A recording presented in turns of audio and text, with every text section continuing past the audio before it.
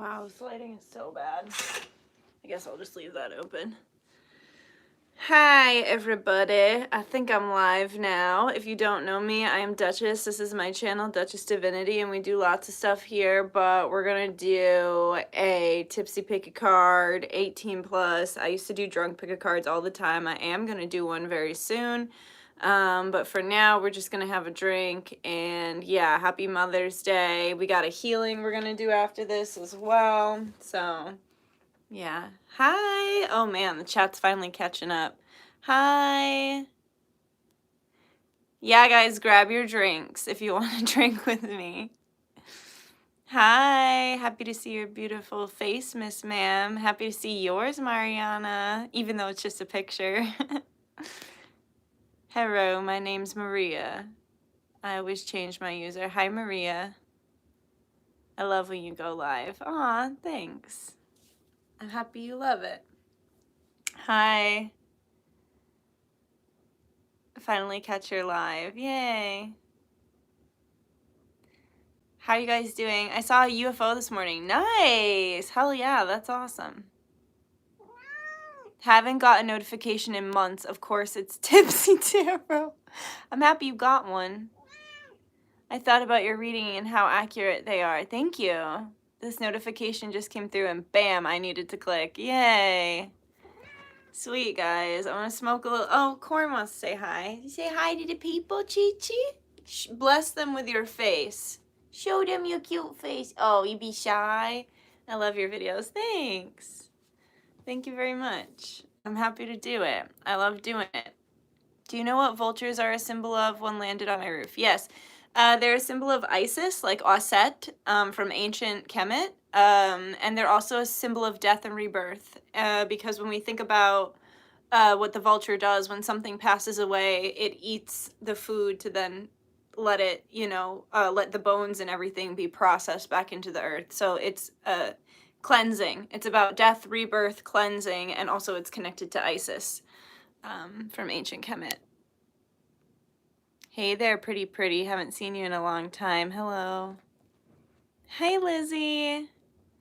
A bit sad right now because of my cat. What's wrong with your cat? Beauty. Thank you. What about crows? Crows are a sign of Morgan Le Fay. They're also, and my client Brianna taught me that. She's awesome.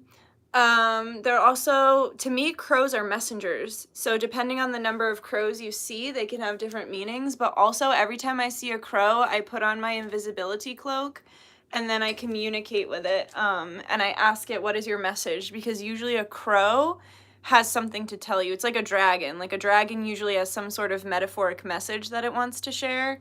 And so the crow generally does too. And honestly, they usually warn me. Like they'll warn me about stuff.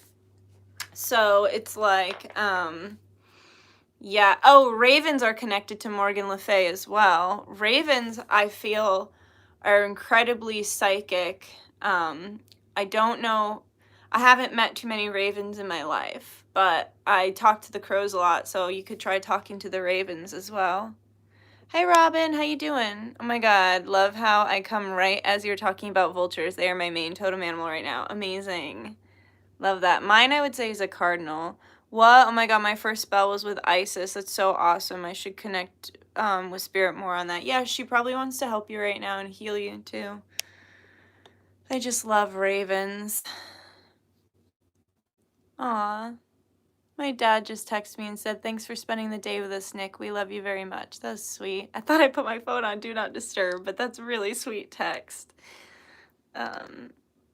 Hi, Dutch. Happy Mama's Day. Hope it's been a good one for you. It's been amazing. Thank you. Just found out my childhood cat is sick and doesn't have much time left. We'll pray for you. I'm sorry about that. What's your cat's name? Well, hi, Sam.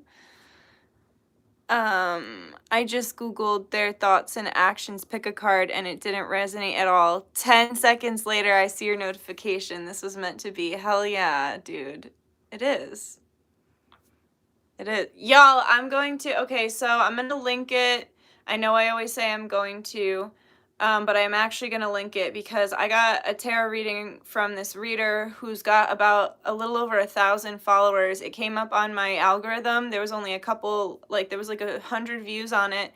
and I was like, you know what, I need to watch this. For some reason, I just knew, and it was like mind-blowing, so mind-blowingly accurate. I haven't been read for filth like that in a long time.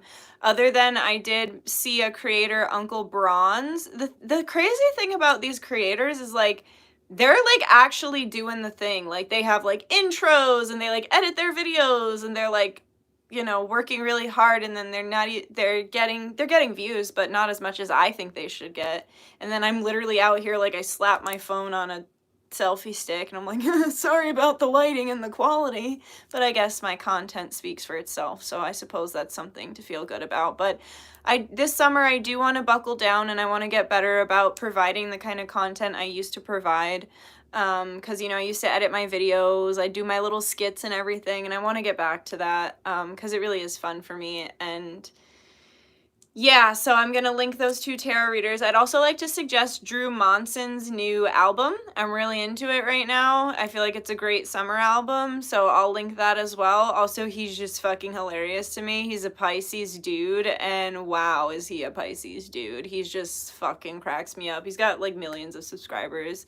Yeah, you love Drew? Yeah, he fucking cracks me up. His new album slaps. I really like it. He's a great artist, and he's hilarious, so the songs are chill, they have a great beat, and yeah, so I'll link all of that after, and then the 2 tarot channels. But yeah, I'm a little depressed because, if I'm being really honest, since February, I have lost 3 best friends.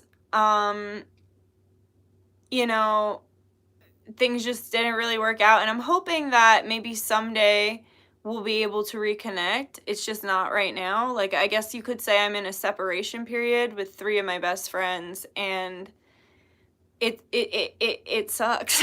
It's really lonely, it's really sad, it's really isolating. And my sister's getting ready to move far away because she's engaged, so I'm really stepping into a space of aloneness again, and it's sad, but the last time I was in a position where I didn't really have any friends, and honestly I didn't even have family either that was in my life at the time, I was homeless and poor. So I mean, at least I'm not that worried about it, because I still do have friends. I do have friends. I do have close friends. I still have family. Like, I'm not entirely alone. But it's definitely an adjustment period, and it's painful. And I'm really sad about my sister leaving. Like, when I think about it, I just cry, because like, our family has never been separated across state lines before, and I know not everybody has that opportunity, but until this point in my life, I've never had that experience, so it's painful, and it's just sad. Same here. I've been feeling very lonely. I've been really lonely too. Ugh, I know the pain is worse than losing a romantic partner, to be honest. Yes. I think your authenticity and rawness is why we love you so much. No extra editing, theatrics, or whatnot. Thank you, Mariana. That's sweet. I'm so proud of you for being aware of your feelings and open about it. Thanks. Just popped in here. Hey, Dutch. Hey, Lena.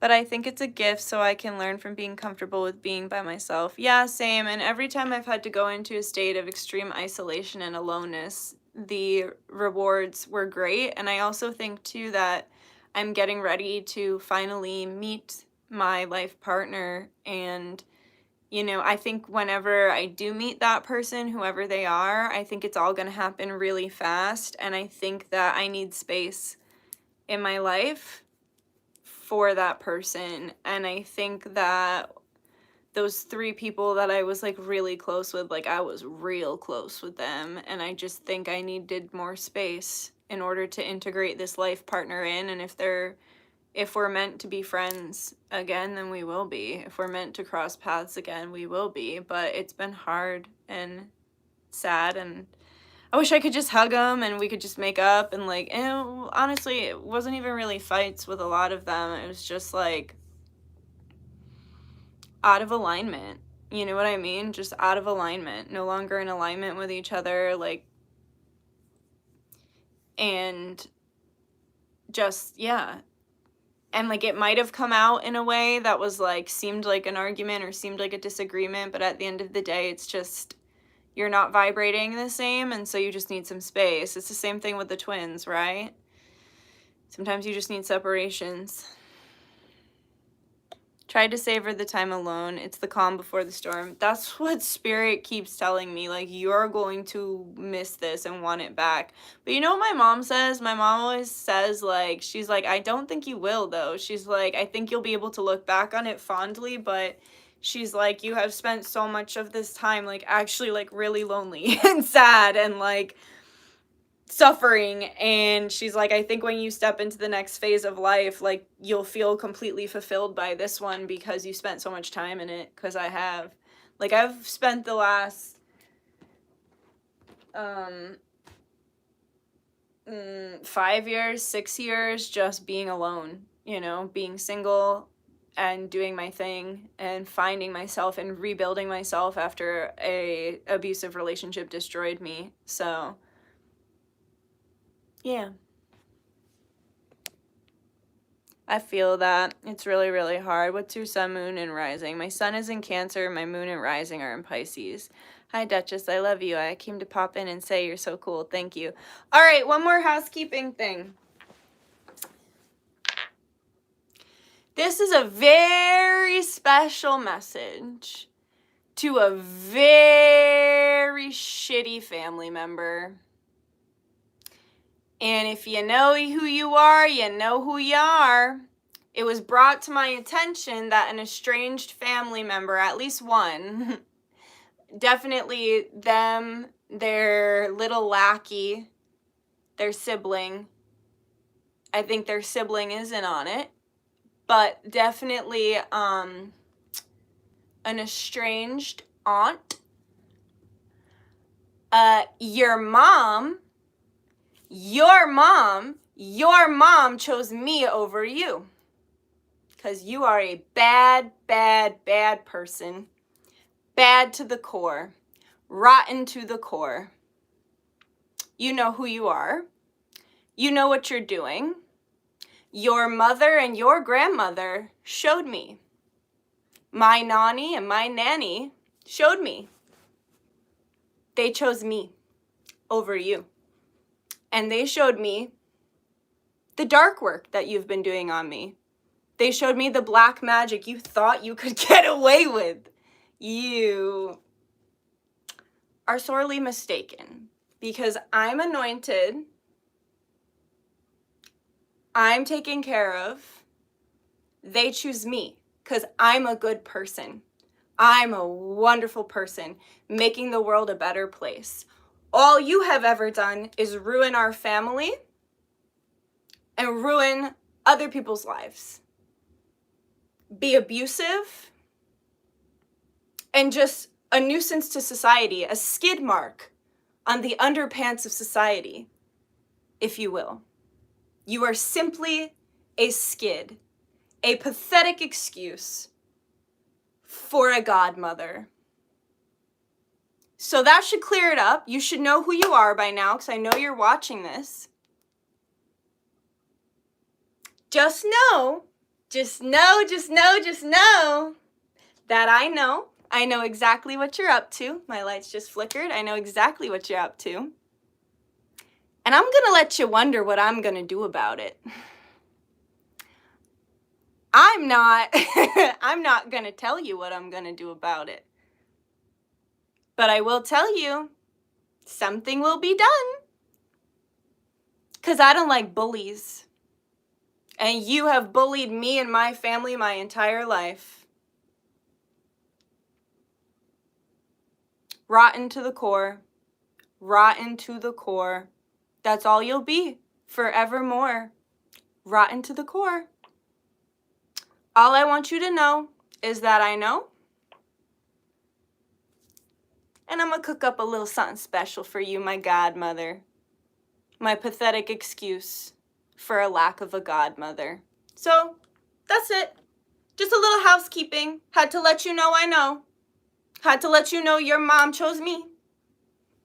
Me.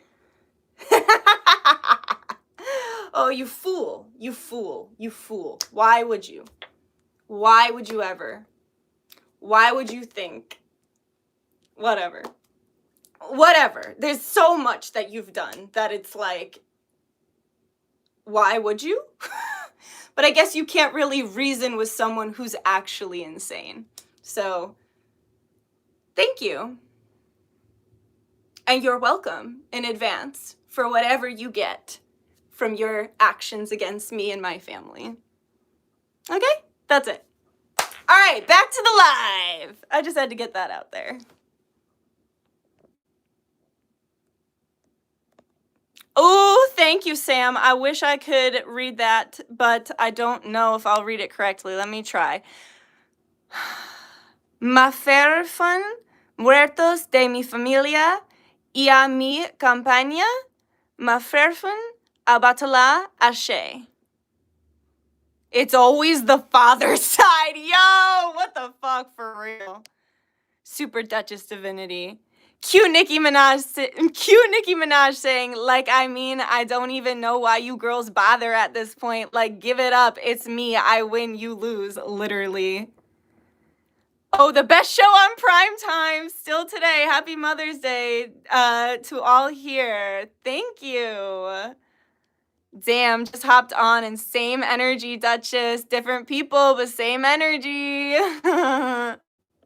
Skid mark. She is a skid mark. That's my dad saying when he doesn't like someone. He's like, they are a skid mark on the underpants of society. So, yeah, there you go. Wow, strong. You go. Thank you. When you started, I noticed it was 555 here. You know what's even crazier, Kat, that you say that to me, is I've been getting, like, spammed by this phone number that's like, hello, how are you? Like, obviously my phone number got sold on some website or something. And I was like, who is this? I text them that at 5:55, and then I pulled into my Nani's grave to say hello for Mother's Day. And they text me back at 5:55 and say, is this blank? And the name that they used is the aunt that I'm talking about. So it's crazy you say it's 5:55 your time when literally at 5:55 I got the triple confirmation. This is the third piece of confirmation I got that this woman is doing dark work on me. So it's crazy you say it's 5:55 your time. It's just more confirmation. We've been seeing 5:55 everywhere. Oh my fucking god, I knew I was supposed to tell you. Thank you. Do I need to... What's going on with this tarot person? What are they doing here? Are they bothering people? Do I need to put them in a timeout? Or remove them? Alright. Let's smoke. I want to take a hit.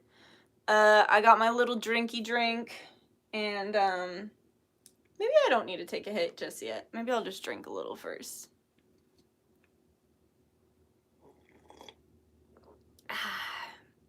I hope the wondering consumes you, skid mark aunt. That's what I'm gonna call you till the day I die. A skid mark on our family. And then your little skid prodigy, my other pathetic excuse for an aunt.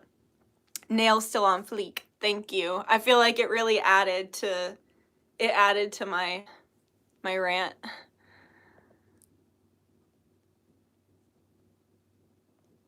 I just watched one of your old videos about thoughts and feelings. Dutch, I met my divine partner and I'm trying not to freak out. Don't freak out, Shelly!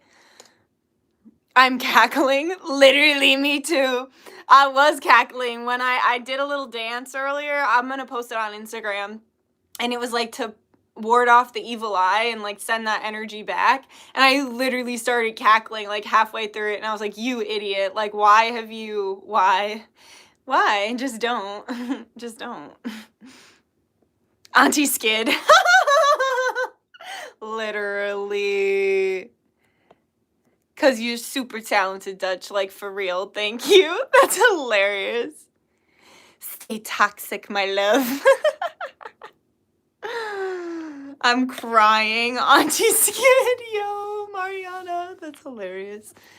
We aren't playing negative vibes today. I'm here for it, Nikki. Thank you. Yo, everyone's laughing at Auntie Skid. Auntie Skid and Mini Skid. Auntie Skid and Mini Skid. I literally don't understand how she thought that this would be successful for her. No, for real. For real. For real. I don't give any fucks anymore, dude. I've been bullied by grown adults that are supposed to love me. I've been abused by grown adults that are supposed to love me on both sides of the family, that are supposed to protect me and care for me no matter what. I'm a 30-year-old woman. It's not happening anymore. No, it's just, fuck you. I'm an adult now, and I can see even more clearly how fucked up you are and what a bad person you are. Not just on my dad's side, on my mom's side too, with certain family members that were incredibly abusive when I was a child. Incredibly abusive. Like physically, emotionally, mentally abusive. And now that I'm an adult, I'm not fucking standing for it. You're not gonna fucking bully me. You're not gonna fucking... And you're sure as fuck not gonna beat me at my own game. I'll tell you that. This is what I do. This is why I'm here. I am here to do witchcraft, to heal, and to read. You're sure as fuck not gonna pull one over on me. And I was told that she's been trying to sabotage my relationship, like my twin relationship. And whether I end up with my twin or not, fuck you. I'm gonna come back at you 10 times harder. Okay, dummy. You deserve it anyway. It's just your karma. Here's to Auntie Skid. And Mini Skids. Fuck them. When you're more of a mature adult than a grown-ass middle-aged adult, literally. All the universe sees is intention, so Auntie Skid can say what she wants, but the malintent is there. Literally. Hail, Auntie Skid! No. Squish, Auntie Skid. Let's knock her down a couple pegs. Lord knows she needs it. She's needed it for a long-ass time. All I'm gonna say is her name means queen, and the queen is about to be dethroned. That's all I'm gonna say. My lights just flickered when I said that. Get off the throne, bitch. There's a new queen in town, and her name is Dutch. You messed with the wrong witch. Alright, guys. Let's fucking do this. I'm getting a little tipsy. Alright, first of all... Also, Lizzie, if you don't mind putting the timestamps, and then whatever, if you want, I saw you liked the happy marriage thing, I will add you to that, that spell. Excuse me, if you want. We're gonna get some good burps in this one. I'm still hoping and praying on my burp, montage. When I told my sister that, we were drunk at a fair, and I was like, hey, one of my subscribers is making a montage of all my burps, and she was like, oh, that is messed up, girl. You are messed up. We're like drunk in the bathroom. Let me tell you something, guys. Don't wear a romper to a local fair, because every time you gotta pee, you gotta get full naked, and everyone's drunk at the fair, so you'll be sitting there full naked, and women will just walk in on you. But it'll be okay, because those women will also either be wearing rompers or one-piece leotards, so they'll understand. That's it. That's my new song. You can find it streaming on Spotify. If you're wondering what's in my drink, it's Bacardi from a local brewery, LaCroix, a little bit of coconut water, and a half an orange, and I squirted the orange juice in there. Voice of angels. Thank you. I think you're biased, Sam. I would be quivering in my boots if I was in that skid right now, literally. But anyways, great burp, so powerful. Thanks. Ooh, that's a cute. I gotta go back and take a screenshot of that because that's a cute angle of me. All right, let's do this. Let's get into this, guys. Also, please, in the comments, can you please leave your reading suggestions. I need some new, fresh reading topic ideas. Okay, cool. Thank you, Lizzie. And anytime, you just let me know. You can email me and let me know your petition. I haven't even made the link for the Happy Marriage spell yet, but I'm really excited about that. And actually, we're going to be, I got some really cool stuff for it. I'll just tell you because I can right now. But so my parents have been happily married for 35 years, if not more. And they had their honeymoon in Aruba. And while I was visiting my grampy, I found this really neat handmade candle shop that had coconuts with candles in them. And there was one called Aruba Shores, and maybe 2 years ago, I got a Happy Marriage jar candle that I've been saving from my Botanica. So I have the coconut candle with Aruba Shores. I have the Happy Marriage candle. And then what else was I gonna say? Oh, and then I have the wedding oil from Arabian Conjure. You guys know I love Shireen. I think she's awesome and that she does wonderful work, and I really love her products. So we'll go ahead and add the wedding oil to it, and that'll bump it up a notch, which is gonna be amazing. So yeah, that's what I have planned so far, and then I'll plan more stuff. I'll probably do like baby's breath and rice, you know, stuff we associate with marriage.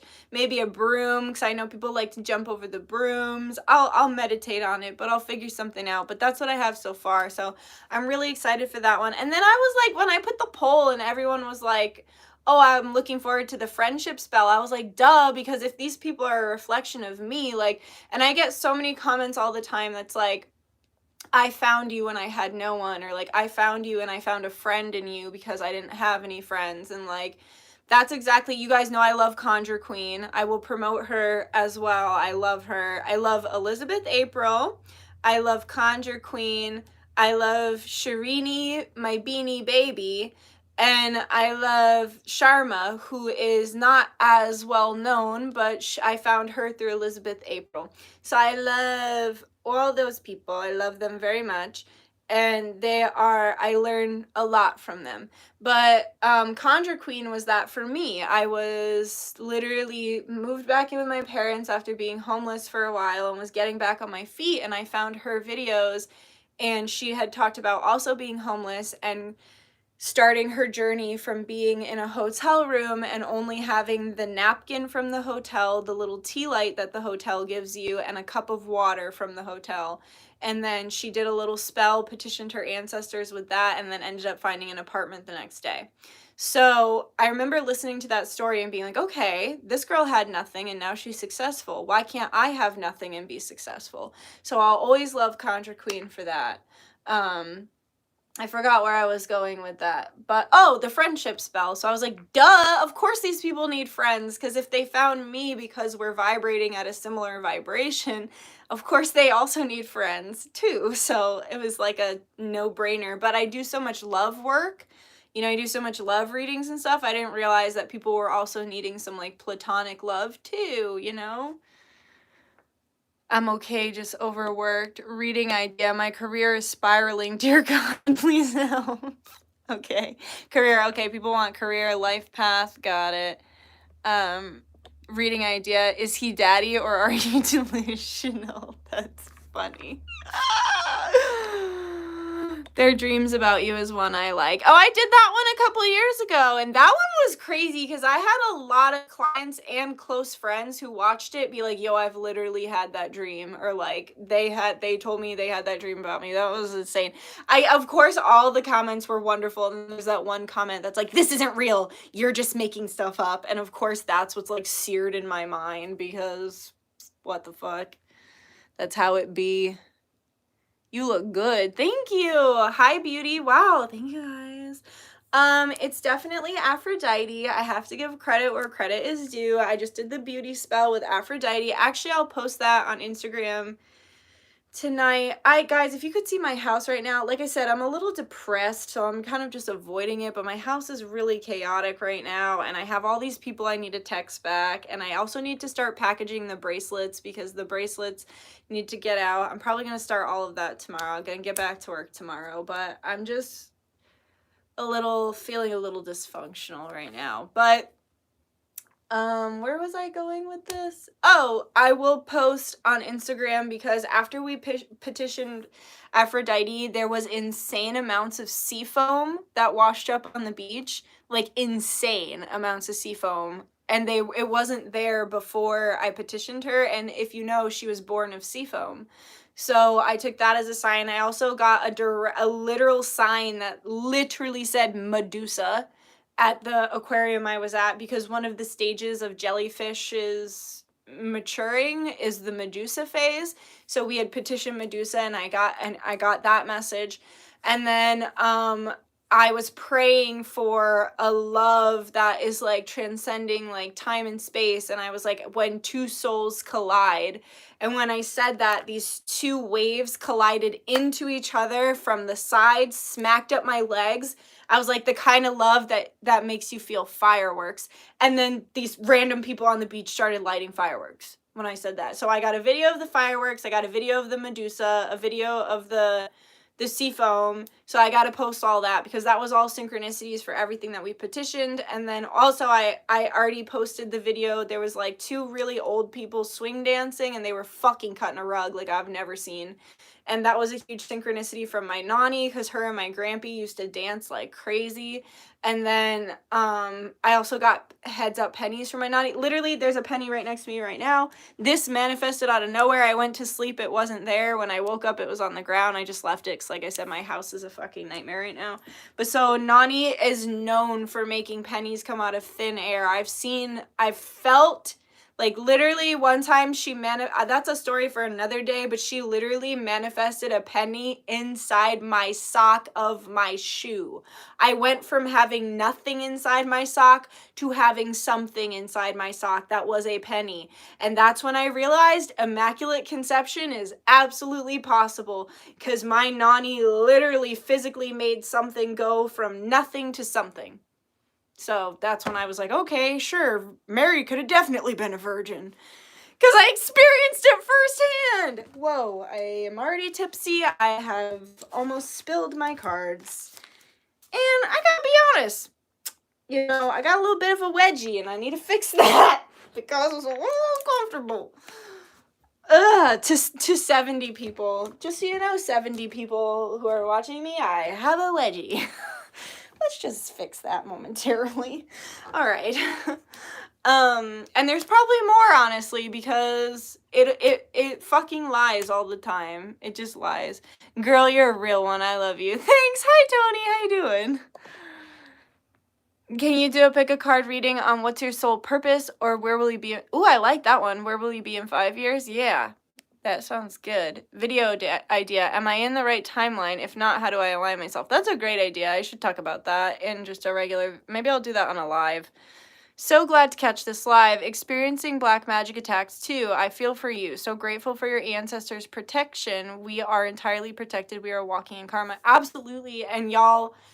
I got the first image of the black magic being done against me while I was doing the old Italian magic evil eye spell. So if you were a part of that, that was a private video, but if you were a part of that spell, I literally say it like in the spell. I'm like, you fucking bitch. I'm like talking about it because that's when I first got the image.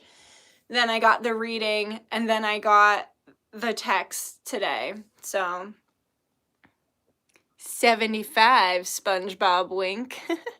Oh my god, you remember my name. It shocks me every time. I'm great, Dutch. Thank you. I hope you're well.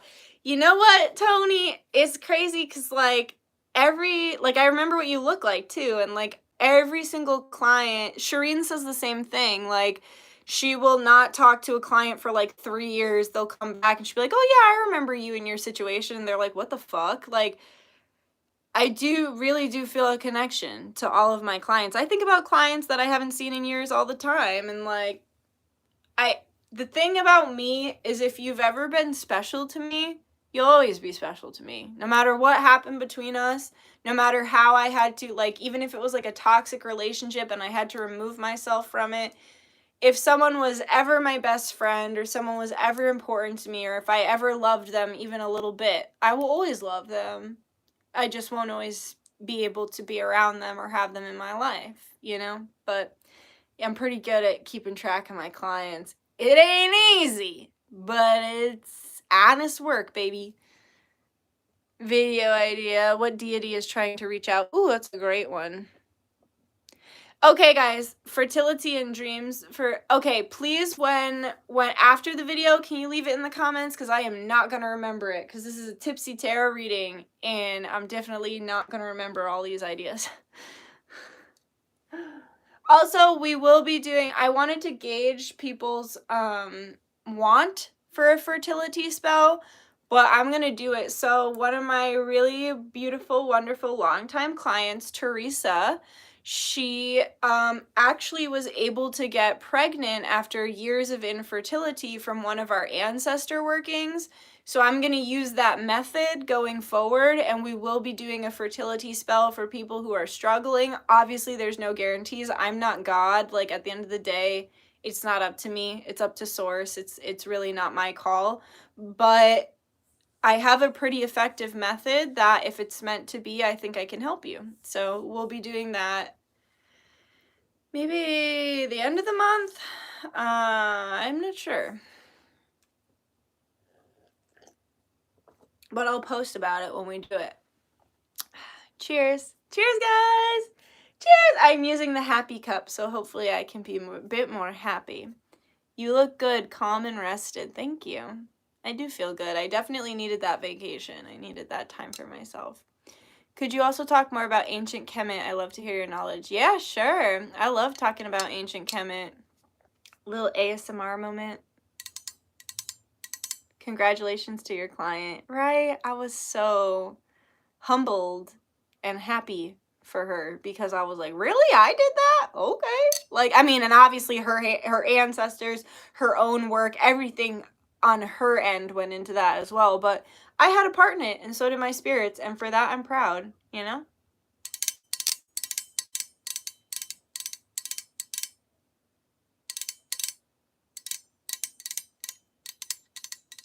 I'm sorry I abandoned my ASMR channel. This is how I feel. I've said it before, I'll say it again. Time, it feels like I'm in a Michelle Branch music video where time is moving really fast behind me, but instead of me just standing still, I'm like this. So even though I look calm and peaceful, yes, I do feel that in most moments, but then there's like this nagging energy that lives right in the back of my medulla oblongata. I actually don't know where that is, but I'm going to go ahead and say it. And it's like this. So, yeah. Glad you like that. Glad you like that analogy. It's like a duck pedaling underwater. It's not as calm as it appears. Literally, that's me. Yes, that's me. I relate. Yes, love it. You drank all yours? Resonating movements. Can you do a shadow self reading? Ooh, yeah, that's a great one. Belladonna, I like that name. All right, guys, one more cheers, and then we'll do the pick a card. Cheers! That was amazing. Thank you. All right, let's do it. Let's do it. Okay. Okay. Okay. Okay. Where did I put my little picks? Okay. All right. So we have some orbs today to pick from. So we have, for group 1, we're going to do this selenite orb. Selenite is self-cleansing. It's incredibly high vibrational. It has a very strong angelic energy to it, a very higher dimensional energy to it. And I love to use this under my pillow because it's very protective, and like I said, it's self-cleansing, so it doesn't even need to go out in the light or anything. It's very high vibrational. So group 1 is going to be this selenite orb. Excuse me. Alrighty then. Group 2, you're gonna be my little monster chomp calcified mud ball. This is literally, I mean, I was told it's calcified mud. I don't know. I think it actually has a different name, but it's also an orb. I kind of have always associated this with more dense energies, because it is like, if it is calcified mud, it's more of an earthly energy, and I think of him as a little monster. Like, I feel like if I put little eyeballs on him, that would look like his little chomp mouth with his little chomp teeth. So yeah, this one's very grounded, very dense. It's very heavy. It's a very heavy piece of crystal. Very intricate with all the different lines and everything. So yeah, that will be group 2, and he's a big boy, a big old ball. Then group 3 will be this green, I believe this is fluorite, green fluorite orb. I got it from my tattoo artist, and he didn't know what it was, but I believe it's fluorite. That's my best guess. Fluorite I associate with the 5th dimension. I associate with the elementals, with the fairies especially, but any elementals really, gnomes, elves, hobbits, whatever, the 5th dimension, unicorns, all that good shit. It's green, associated with the heart chakra, and very healing and cleansing, and it has a very, like, springy energy, if I could say, like, almost like this childlike innocence and, like, springy. So that's group 3. So let me hold them up all together. So we have group 1, group 2, and group 3. So you can go ahead and leave your groups in the comments if you want. Everybody's already doing it. I picked 3, I picked 2. Nice. Nice. Let me see what you guys are saying in here. Oh my god, I resonated with group 1 and group 3. I feel the fluorite in my third eye instantly, like a sparkling orb. Beautiful. 3, that's me. Cancers usually have good memory. Yeah, we do. Oh, I've been keeping selenite on me when I travel under my pillow. It works. Nice. It charges crystals too. Hell yeah. 2 y 3. Also beautiful. 3, 2, 1. Perfect. People just said pile 3, group 2, group 1. Yeah, 3, 2, 1. All right, feeling group 1 and 3 vibes. Let's get into it, guys. All right, so let's start with our prayer. We'll set our intentions as we always do. Let me get a little drinky drink of water.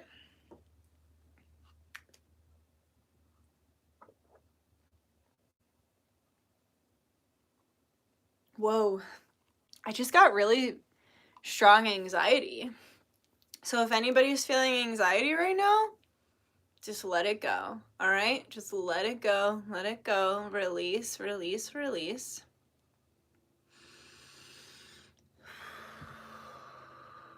Okay.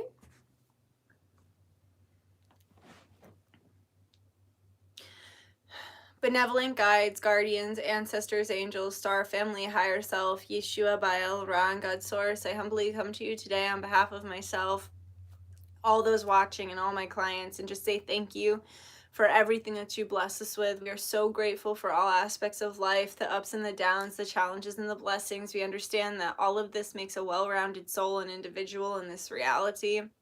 And so we are grateful for it all, because we understand that it's all part of source and divine nature. So we say thank you. And I ask please that I be a messenger for the divine, nothing more, nothing less. I ask please that no truth be told for a lie and no lie be told for a truth. I ask please that all the information that come through be kind, palatable, and easy to understand. I ask that you please grant me access to the Akashic records so that I may give a good and accurate reading. And I ask as well that all the information that come through come only from the source from which all things come, and let it flow through Christ consciousness. And I ask too that this reading give everybody exactly what they need, exactly how they need it, and when they need it. And I pray all of this with the purest of hearts and the best of intentions. Only ever for the highest and greatest good of humanity, the highest and greatest good of this universe, and the highest and greatest good of all those watching, and myself. Amon Ra, Ashe Namaste, by the power of three. Samaripi. Always works! Always a blessing. Okay. Let's do it. So we're going to do a yes or no question, so think of one for now that you'd like to do, but we'll do that after. So group 1. Ashe. I felt a weird little clicking feeling in the center of my forehead. Maybe my third eye is trying to clear some junk. Yeah, actually clicking I always associate as well with mantis beings. So when we think of the different dimensions, and you know when you hear about people who get abducted and they're like, they were insectoids! They were insectoids! Like, that's because there are many insectoid-like beings throughout the universe. But when we think about the higher dimensions, the 12th dimension is where mantis, praying mantis, interdimensionals live, and a lot of times when they clear you or heal you, it will be done with a clicking. So I most often feel a clicking. It's when we think of like an insect abdomen, right? As humans too, we have a mishmash of DNA. We have so much junk DNA, right? That they can't figure out what it is or where it's from. So we're going to call it junk. Yeah, right. It's interdimensional DNA. A lot of us have all different kinds. And I particularly do have some mantis DNA. And when I have spent time with other mantises, it activates that mantis DNA within me. And my mom has it too. Like, my mom literally has gone to ear, nose, and throat doctors and been like, they cannot figure out why I have a clicking in my sinuses. Like, no one can tell me why. And I don't know how to tell her it's because your alien DNA is activating. Like, that's not going to be helpful. I mean, it might, but whatever. So when the mantis DNA is being activated or they're healing us, we'll feel a clicking down the throat like this, or clicking in the sinuses, like up like this or across like this. It can even be a clicking through here or through here. But whenever you're having clicking, particularly in the sinus or the throat area, that's because of mantis star family healing you or mantis DNA being activated. So yeah, whoa, that makes so much sense, right? Because even when you think of Predator, like, there's a lot of truth in the lies, right? So even though Predator is just a movie, when you think of it, I haven't really seen it in a very long time, but when I think of it, their abdomen and their throat clicks, right? Like, and when you think of an insect, they have their exoskeleton is on the outside, like their bones are literally on the outside. And they do have this clicking like within here because they're hard on the outside. So yeah, and then you could get a lot of postnasal drip as well. Like, usually when I have the clicking, it comes right in that, you know, that little indent, like it's literally like this little circle right here. The clicking is like right in there. I feel a dripping and a draining, and then the clicking will travel through my teeth, up in my jaw, through my ears, and up through my sinuses. Another way to know that your third eye is activating as well is when you get a really tight pinching up like this, around all up your jaw and up over your sinuses. And what I want you to recognize when you have that experience, it's literally when we think of like the ancient Egyptians, ancient Kemet, you remember they used to wear the snakes on their crowns? Snakes represent not only Kundalini awakening and reaching Christ consciousness, coming up each of the individual chakras to reach Christ consciousness, they also represent divine knowledge and hidden knowledge and wisdom, as well as the divine feminine power. And so when you're feeling this tightening like this, you literally know that there are two snake energies that are activating up over, snake-like energies that are activating up over your head, going like this and then doing the thing that we see, you know, when we see like this, there's a reason why our symbols have been stolen from us, right? So when we think of big pharma and we think of the medical industry, we think of the two serpents going like this, right? That's hidden knowledge, healing, and occultism. So that's when you feel that pull, that's literally the snake energy being activated, coming like this, and then swirling up over, going from your throat to your third to your crown chakra. So, yeah, that's that. Mind blown. Happy to blow your mind. Love this new perspective on sinus drainage. Thank you. You're welcome. And let me tell you, I got issues with my sinuses because I have the gift. So sometimes when you got a strong gift, it'll start to affect the physical parts of you. So like I have to be really on top of my sinuses and my ears. Like I will get ear infections, I will get sinus infections, stuff like that, because my third eye is working so hard that sometimes my physical body can't keep up. So whenever you're having a physical ailment or issue, obviously take care of the physical aspects of it, because we are living in a third dimensional dense reality where physical things need to be taken care of, but always look at the spiritual stuff as well, because we can combine both Eastern and Western medication in order to create a happy whole. And I do believe that's where the future of humanity is headed once we defeat the evil and are able to move forward in light and towards humanity's highest purpose, you know? Yes. And I know, I was just thinking, you just asked for comedic information and you got it. And I just recently got a snake confirmation everywhere. Amazing. I feel it open and close a lot lately. Amazing. Isis had 2 snakes on her crown. Literally bringing it back to Osset. She came up earlier. She's coming in strong. Ooh, I just got chills. That's what I have on the back of my leg. If you've never seen my butt, you're welcome. Here it is. But there she is. Got her on the back of my leg. And then this is all an ancient Kemetic sleeve from my Kemetic tarot deck. Got chills at the same time. What? You so cute. Thanks. Sam, don't fall in love, Sam. Yeah, I mean, you can if you want. All right, let's do this now that I rambled on again. Too late. Nice. All right. Okay. All right, group 1. Group 1. I just started working with Lady Osset. Beautiful. I was going to ask you what snakes represent, but I didn't, and now you answered it. It's almost like I didn't have to. I know. Big brain. Big brain. Love the rambling. It's all vital info. Yay! I can't make a fist because I'm just too swanky with my nails. Too much, not swag, too much swank. Okay. All right, let's do it. Group 1.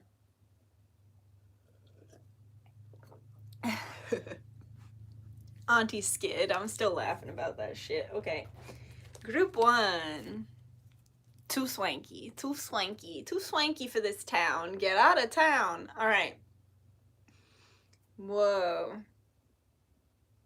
I feel like your person can be a little bit of a brat, group 1, because I just done looked up at my Medusa painting and she looked all pissed off at me and I'm like, for what? And she's like, I don't know.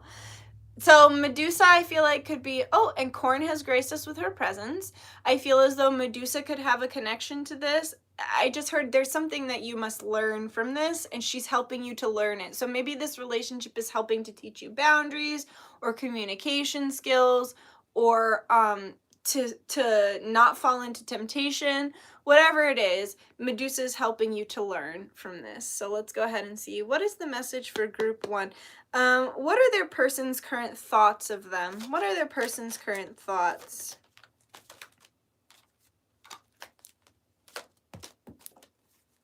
They're feeling a little left out. So I feel like maybe you just haven't been paying as much attention. Okay, so here's the thing.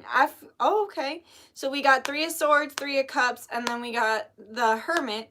And so we got 3, 3, and then IX. But anyway, I feel like this person's feeling a little left out. I feel like they feel like you're living their best life. They're feeling a little bit alone. They're feeling like, okay, this person's definitely starting to have some realizations. They could have had a major spiritual awakening, or they're on the precipice of a major spiritual awakening.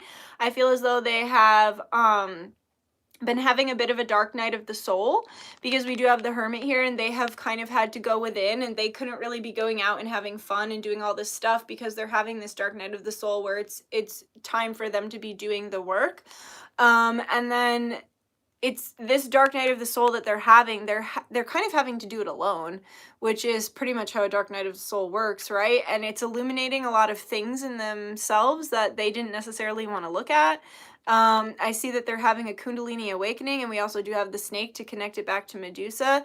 I feel like Medusa is protecting and watching over this relationship, or she's protecting you from connecting with this person while they're not in a space to be connecting with you. So if you're in a separation period, I feel like that's protection, because this person really does need to get their own work done right now. They are in a bit of a shadowy transition period, and it feels like when the butterfly is attempting to break out of the cocoon. Okay, they said they're not even there yet. They're at the point where the caterpillar's turning to mush.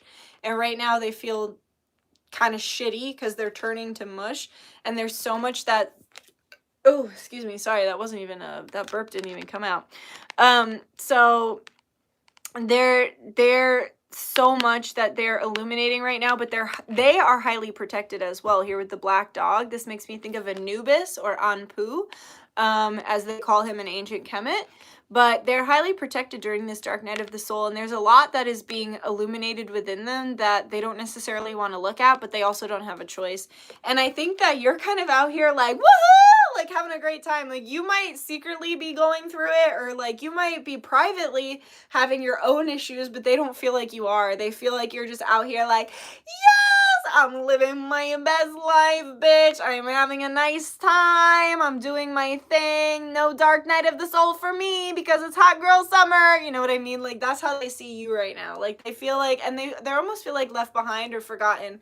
So if you haven't talked to them in a while, or if you had a falling out with them, or you're in a separation period, then it's kind of like they're feeling very forgotten. They're feeling very left behind. They're feeling very forgotten. And they also feel left behind and forgotten during this dark night of the soul period, that they wish you were there to kind of help guide them through. And I feel like they're having a major epiphany or spiritual awakening. I just heard some of y'all, okay, this is only going to be specific for some of you, but for some of you, I feel as though they are, they might have seen like a UFO, or they like saw a ghost or something, you know, something that, like, if you or I saw a ghost, I see ghosts all the time. Let's be real. I see ghosts or interdimensionals all the time. So I see a ghost and I'm like this.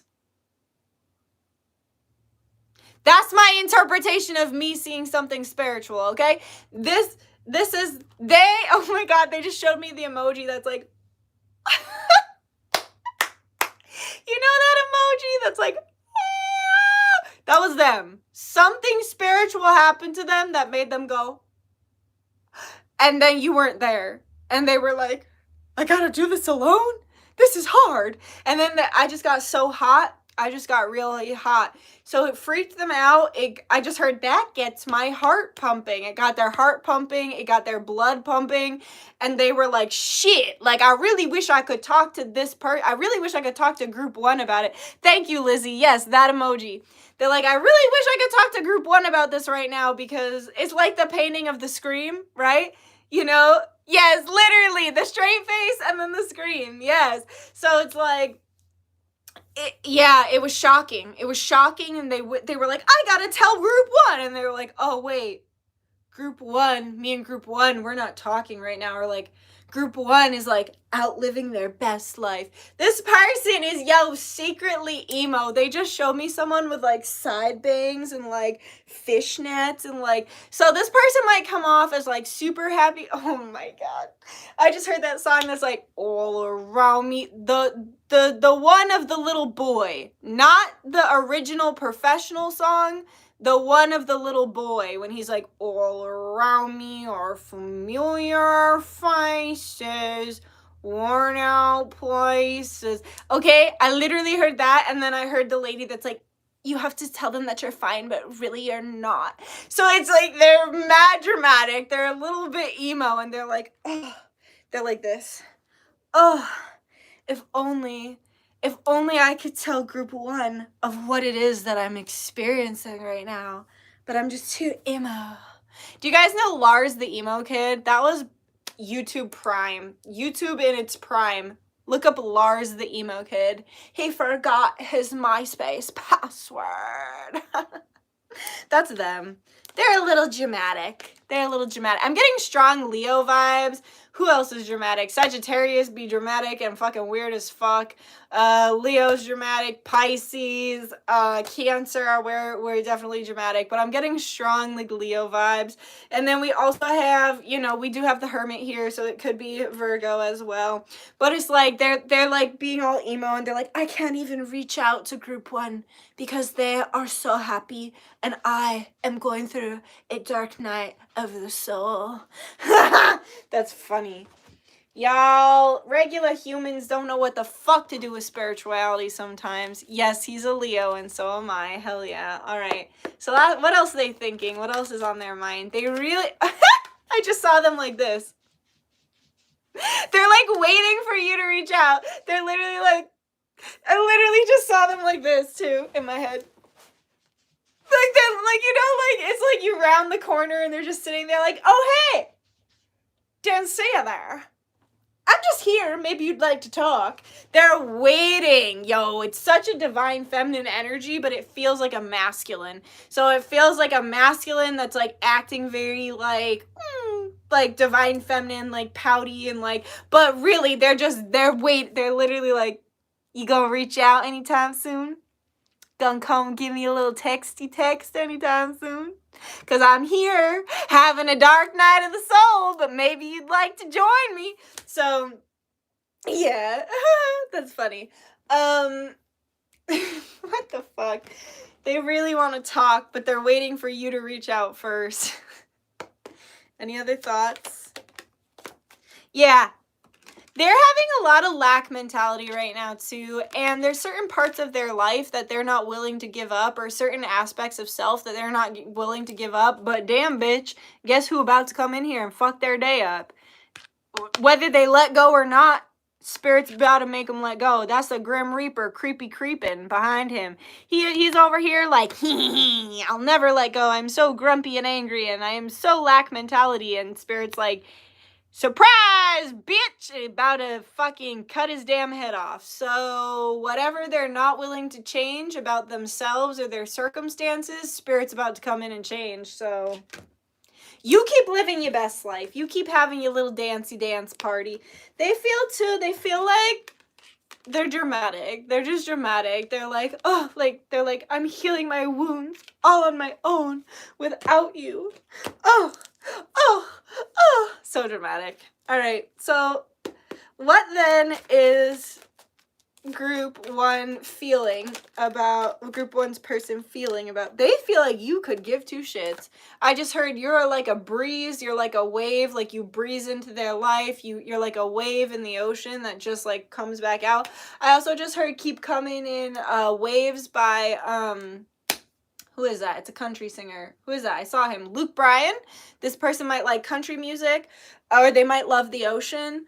But Waves by Luke Bryan, that's the song that's coming through. But they just feel like you don't care. They also feel very attracted. If you have a strong masculine energy where it's like you get shit done and you're not afraid to speak your truth, or maybe you're like me and you just belch. You just give the biggest, ugliest belches, but you're proud of those ugly belches. They're very attracted. They're also attracted to your I don't give a fuck attitude. So if you're out here like just like, dude, like I'm not hurting anybody, I'm just enjoying myself and I don't give a fuck whether you like it or not, they're very attracted to that. And they're very attracted to your masculine energy of like take charge. And also I just heard business. So if you're very good at your work, or maybe you know each other from work, or maybe like you have a business or they have a business, there's some sort of business aspect to this that they're very attracted to about you. But that's that masculine go-getting energy. It's that very cardinal energy. of like going and getting, right? I'm very much in my I don't give a fuck masculine. Perfect. What else are they feeling? They're really trying not to care, but like I said, they're Lars the emo kid and they're feeling emo. Huh, wow.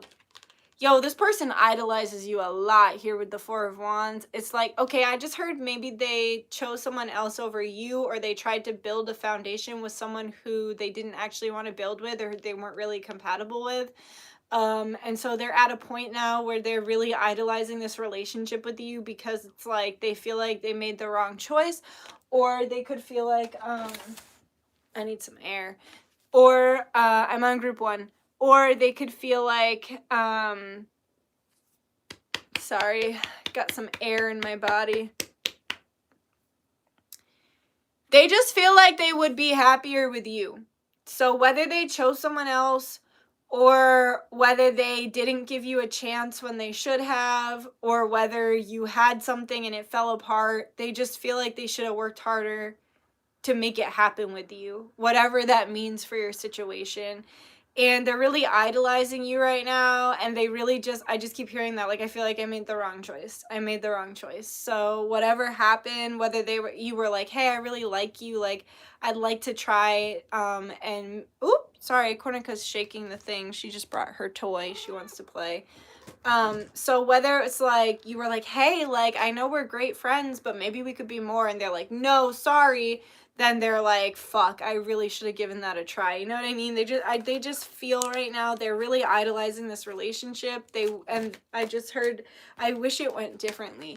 And then here with the Death card, there is about to be a major change, especially with this here with the Four of Pentacles and the Grim Reaper behind him. Yeah, he cheated. I'm really sorry to hear that. So it's like there's about to be a major shift and a major change. I feel like they're getting their karma if they did do you wrong. I do feel like they're getting their karma because we do have Spirit coming in to fucking knock his fucking block off. Boom! With a fucking scythe. Swish, swish, bitch. And then we have the black flag, like we have the plague, we have death coming in, and I just feel like they're getting their karma, but I also feel like they're about to be forced to make a major shift or change in their life. That, like I said, whether they're ready or not, bitch, here, I just heard ready or not, here I come. So ready or not, here Spirit comes to make a change. How else are they feeling?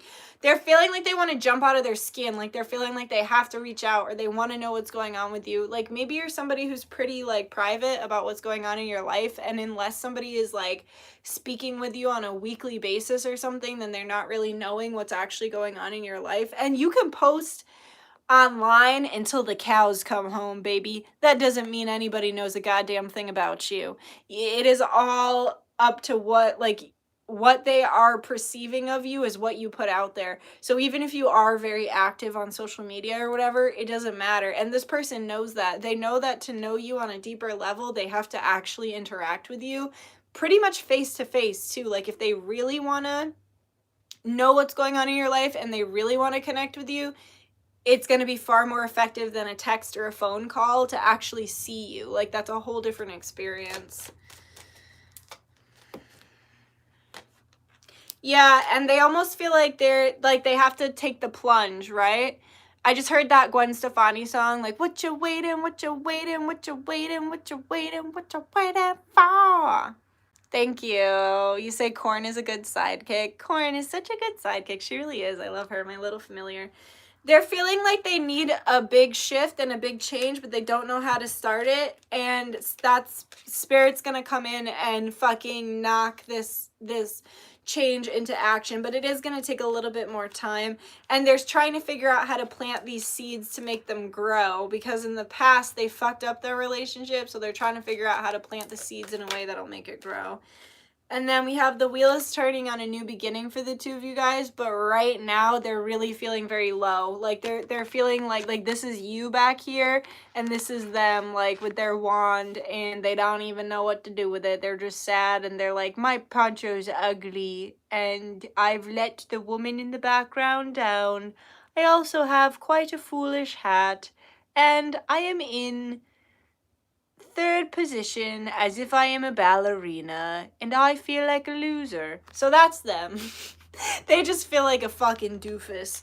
And the wheel is about to turn. It's like they gotta stop sitting in their own shit. They're like being way too like I said, they're being Lars the emo kid, and the spirit's about to kick them in the ass so that it's fucked up. They just said it's like when you're a kid and your parents say stop crying or I'll give you something to cry about. Spirit's about to do that to them. So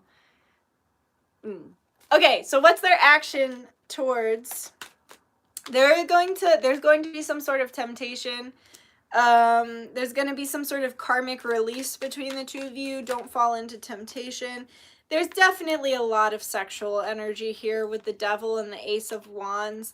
They're going to attempt to create a new beginning, but the beginning will not be built on a strong foundation. So it's up to you to release temptation and only accept a beginning that's built on a true strong foundation. So like how somebody had commented that they cheated.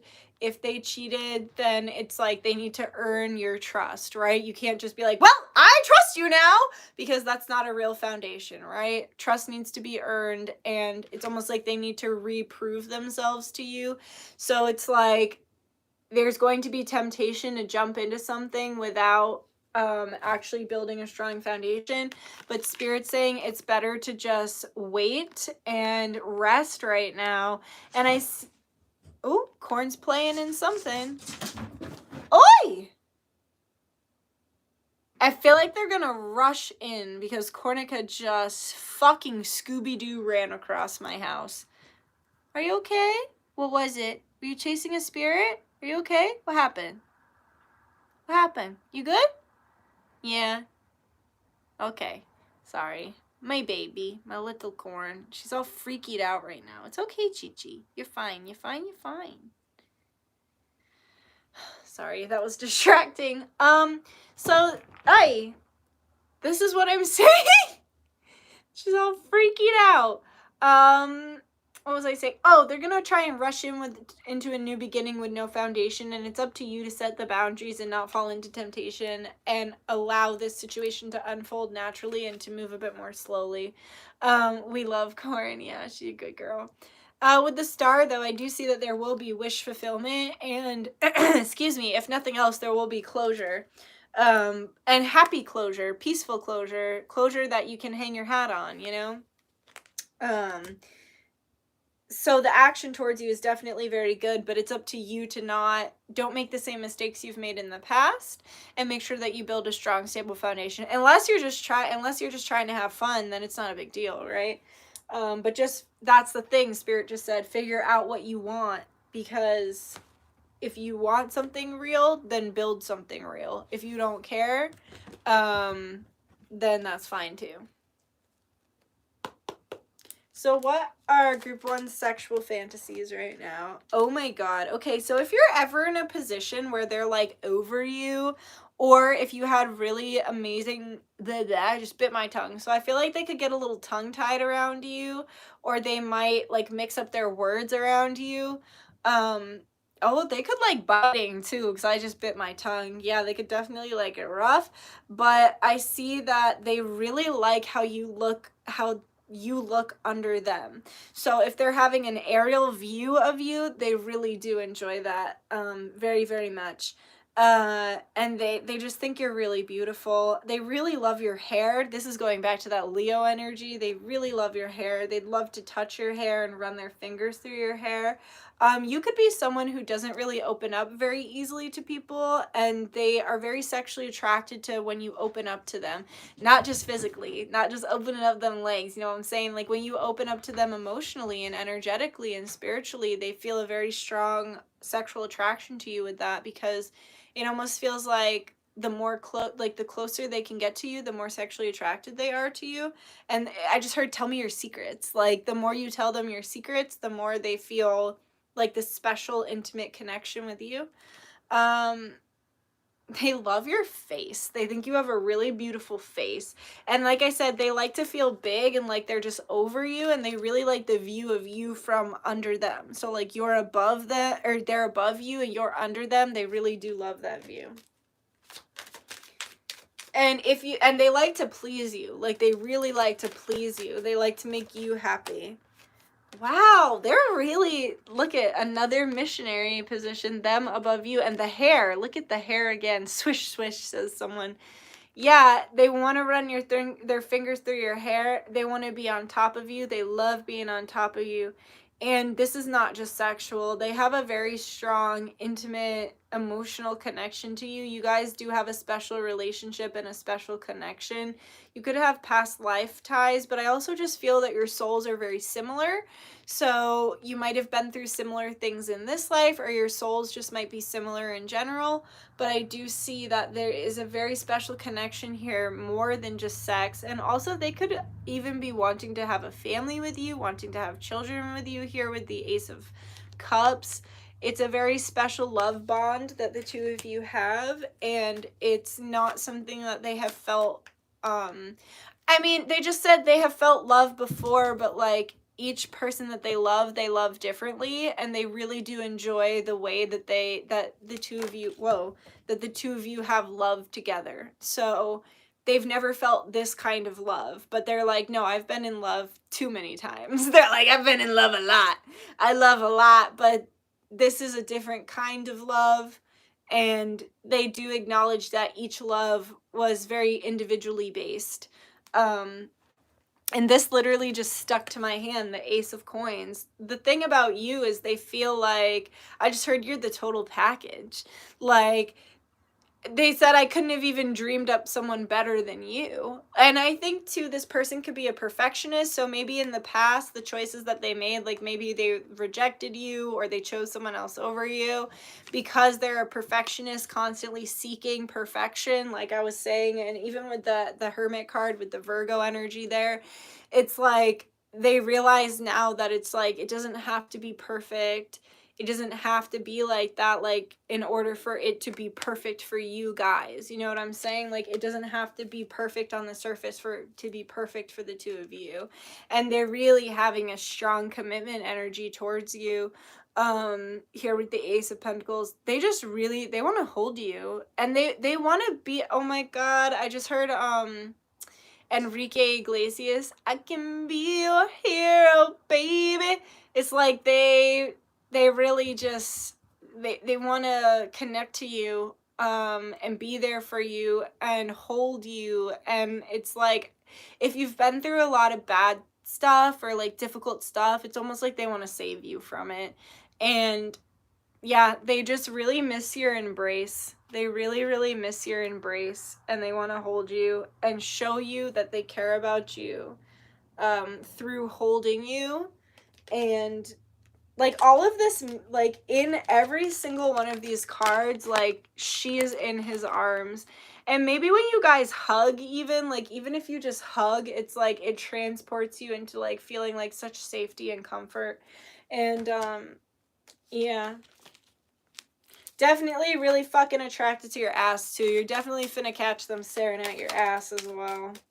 Kissing on your neck, staring at you. This is the kind of person that it's like you're fucking and you close your eyes and you open your eyes, they're just staring at you.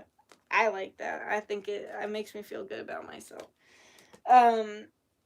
Okay, so 10 of Swords. So definitely could have been some stuff that really hurt you in the past in this relationship. Could even be a past life relationship where shit went real wrong with this.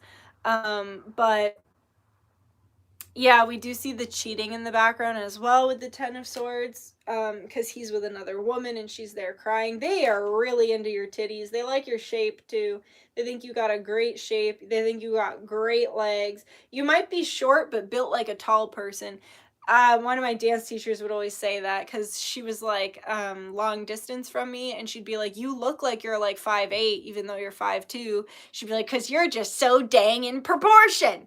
So it's like you could be small but look tall, and they're really into that. You got long, beautiful legs. They like your titties. And actually, I just heard Pretty When I Cry by Lana Del Rey. So they could think if you've cried to them before, they could think your tears and your vulnerability is really beautiful. They're very sexually attracted to it. I see here with the High Priestess, Spirit doesn't want to tell too much about what's going on, but they also are very attracted to your mysteriousness and if you're into like occult knowledge or hidden knowledge, obviously you are, you're on this page, They find that very attractive, and Spirit doesn't want to tell you too much, but they do want to tell you that you will get justice and that your ships will come in for this and that you will get a new beginning. You'll have an opportunity for a new beginning. It's up to you what it is that you choose to do with that. I think that, and then we have the snake again as well. We have another sneaky snake here. So mountains might be some sort of synchronicity for you here. But yeah, we just see this person is very sweet. Even when they're speaking sexually about you, it's very sweet. It's very intimate. You can see he's holding her face again. They're holding each other. Like they're just in this embrace. And, yeah, they could really like to watch you touch yourself too. They just like touching you. They just want to touch you any chance they get. So it's like, even if you're just hanging out as friends and they're just like, they just want to like put their hand on your shoulder. They want to lean in, whatever. They just like touching you. They love touching you. Yeah. So then let's go ahead and get some advice for this group. Advice, please. For group 1. That was fast and easy. Trust your path. If you knew you would be supported, what would you do? An awakening, energetic upgrades, a new way of being, and integration. All right, so you're both going through some energetic upgrades right now. You're both integrating some things, and Spirit's just asking you to trust your path and understand that you are supported and guided in everything that you do. And it's really important right now to just have fun and be lighthearted and just enjoy life and take it as it comes. So that's what I have for you, group 1. Like if you liked it, comment if you have something to say, subscribe if you feel like it. Thank you so much for stopping by my channel, and I will see you for another one, or if you're gonna stay for the other readings, feel free to do so. All right, cool. We'll get on to the next group. That seemed to be heavily resonating with people, so great to hear. Okay. You see what you guys are saying. I finally caught alive. Yes. Y'all, I think I'm in love with my neighbor. What? What? My neighbor, my phone died spontaneously. Good luck, group 1. Sounds like sweet times ahead. I agree. Me coming up just in time for the next group. Perfect. Yes, it really resonated. Thank you, Duchess. You're welcome. I got a pool installed. Nice. Operation Seduce Neighbor is in effect. I got a pool installed. Operation Seduce Neighbor is in effect. That's hilarious. Good luck to you, Jeff. I hope you can seduce him.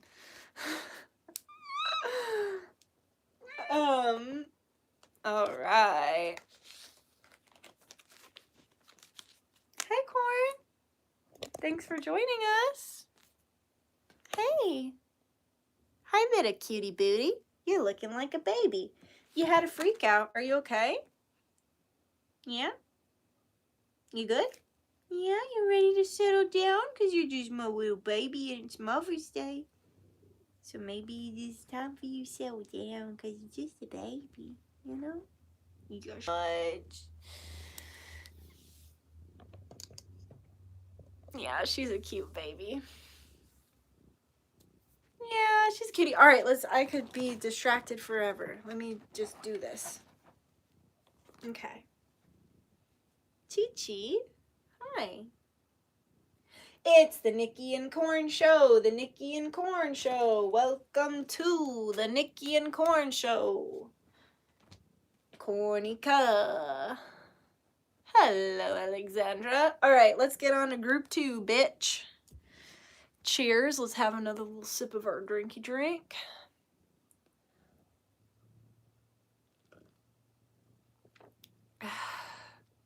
Whoever is smashing with me, you're dope. The like button, thank you. Do you guys put hearts? You can do a bunch of hearts, because I can't even see them. Because my friend said she came on here, she was like, she's so funny. She was like, hey, I went on your live, and I was just smashing the heart button, and she was like, I felt creepy, because it was like we were hanging out, but you didn't know. So if people can give hearts, I can't even see them. You guys can see them, but I can't. which is crazy because you'd think you'd want to be able to, you'd think you'd want the creator to be able to see that, but maybe I'm just in YouTube jail. I don't know. I'm always in YouTube jail. Anyway. All right. Yes, it's the hearts, smiles, celebration burst emoji. Oh, I wish I could see it. That sucks. Why can't I see it? And the 100? Hell yeah. Cornica, she's being naughty. She's trying to look in the garbage. Yeah, I caught you. Look it. I held you accountable. I held you accountable.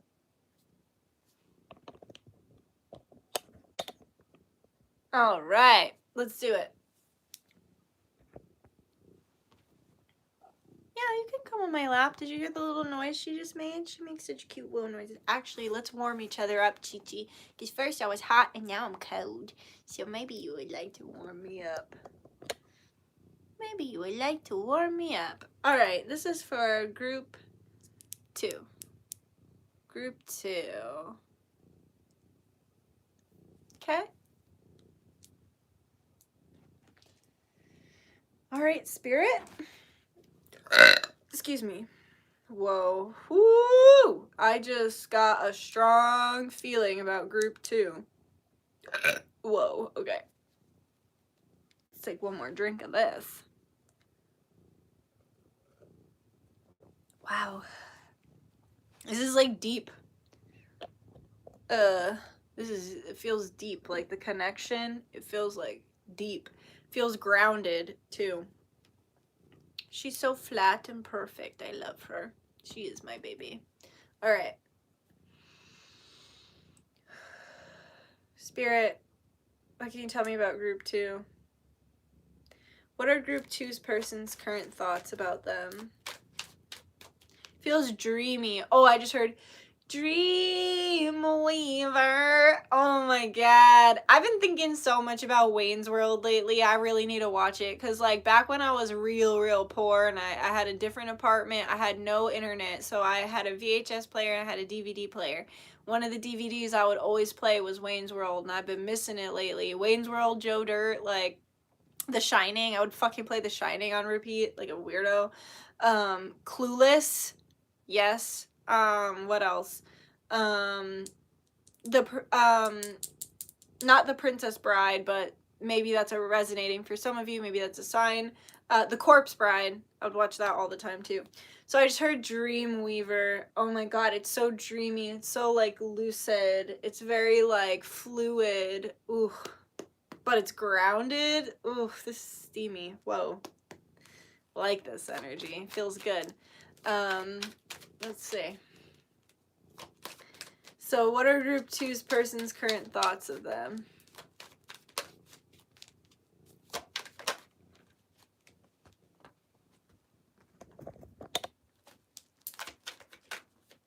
Let me get a bit more comfy. Ugh. What are group 2's person's current thoughts?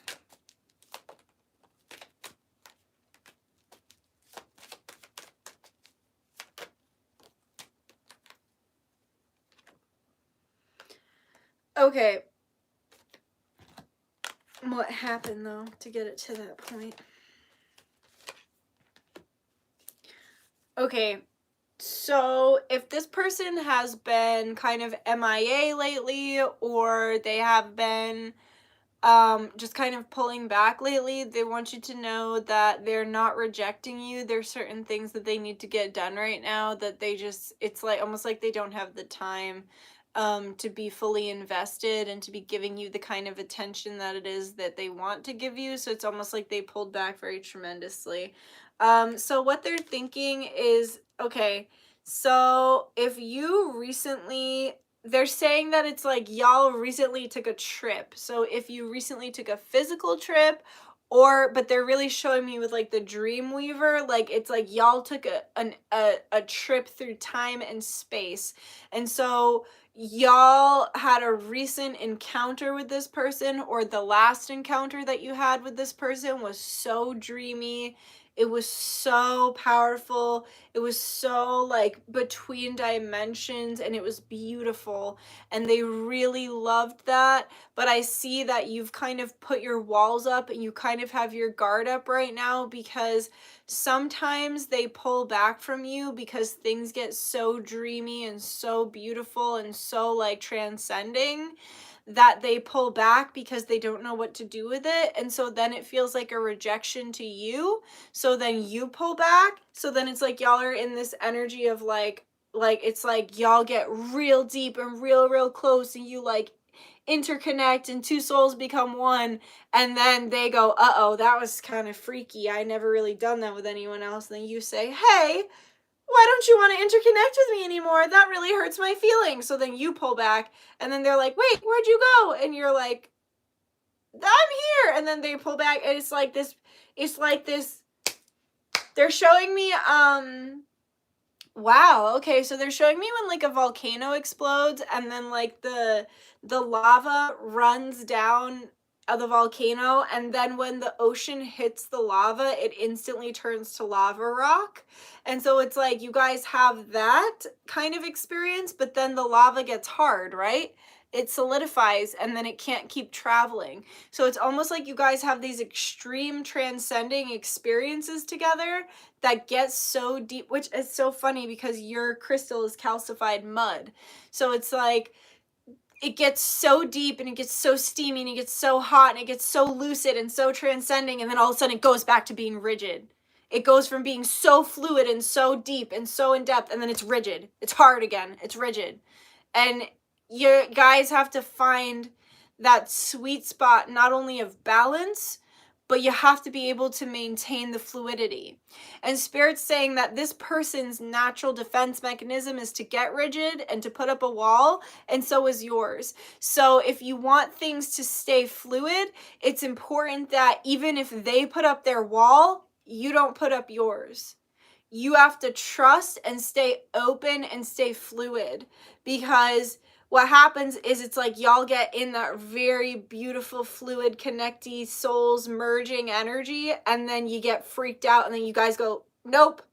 And then this can't do anything. You can't go anywhere from here. You have to loosen up, and it's up to you. You have to be the first one to loosen, because if you're like this, and they're like, hey, this isn't working, but wait, I feel like if I did this, okay. This person has a lot of mother issues. Speaking of Mother's Day, they just showed me them getting like spanked and shit. Just like a lot of like really hard discipline. So this person could be extremely rigid because of the discipline that they experienced as a child. I see that they're literally, I'm hearing Dreamweaver playing in the background while I look at this card, and it's like you're so beautiful to them. They just can't stop thinking about how beautiful they are, about how beautiful you are. Maybe they think they're beautiful too. They think themselves are very, this person could have a lot of confidence. They could have a very big ego. But they really can't stop thinking about how otherworldly, magical, and beautiful that you are. And they're having a lot of tunnel vision around it, but actually they don't like that. So because this person is so rigid, whenever they begin to meld and merge with you, and whenever you really start to take up space in their brain, they don't like that. They don't like that because they don't love easily, and they don't give themselves to others easily, and they want to remain detached. They don't want to be interconnected or intertwined with someone else. They want to remain that wall, and it's like you break their walls down, and then they're like, fuck, and they try to do it like, no. And so they don't like when they get tunnel vision around you. They don't like when they can't stop thinking about you. Let me tell you something. If you think you're obsessed about this person is 10 times more obsessed with you. They're showing me literally, like, it's literally like your, I forget her name in Wayne's World. What is it? What's her name? I can't remember it. I can't remember her name, but his love interest in the movie, she's so fucking adorable and beautiful. you're her, and when Wayne first lays eyes on her, she's like in that bubble of clouds, and it's like, dream weaver, you know? This person is Wayne. They're just a doofus. They're a doofus, but they're a lovable doofus, and they're a doofus with really pure intentions and with a lot of star power too, because even though Wayne and Garth are doofuses, a lot of people resonate with them, right? So this person has really strong walls up, and they don't really like to show people that doofus side of them in a very raw emotional way. And so, like I was saying, every time you guys get close, they start to have some tunnel vision around really wanting to make this work. They remind themselves that they don't like to get close to people, because every time they get close to people, they either get hurt or they get abandoned. And like I said, this stems from childhood. I just also heard it stems from childhood of being too much.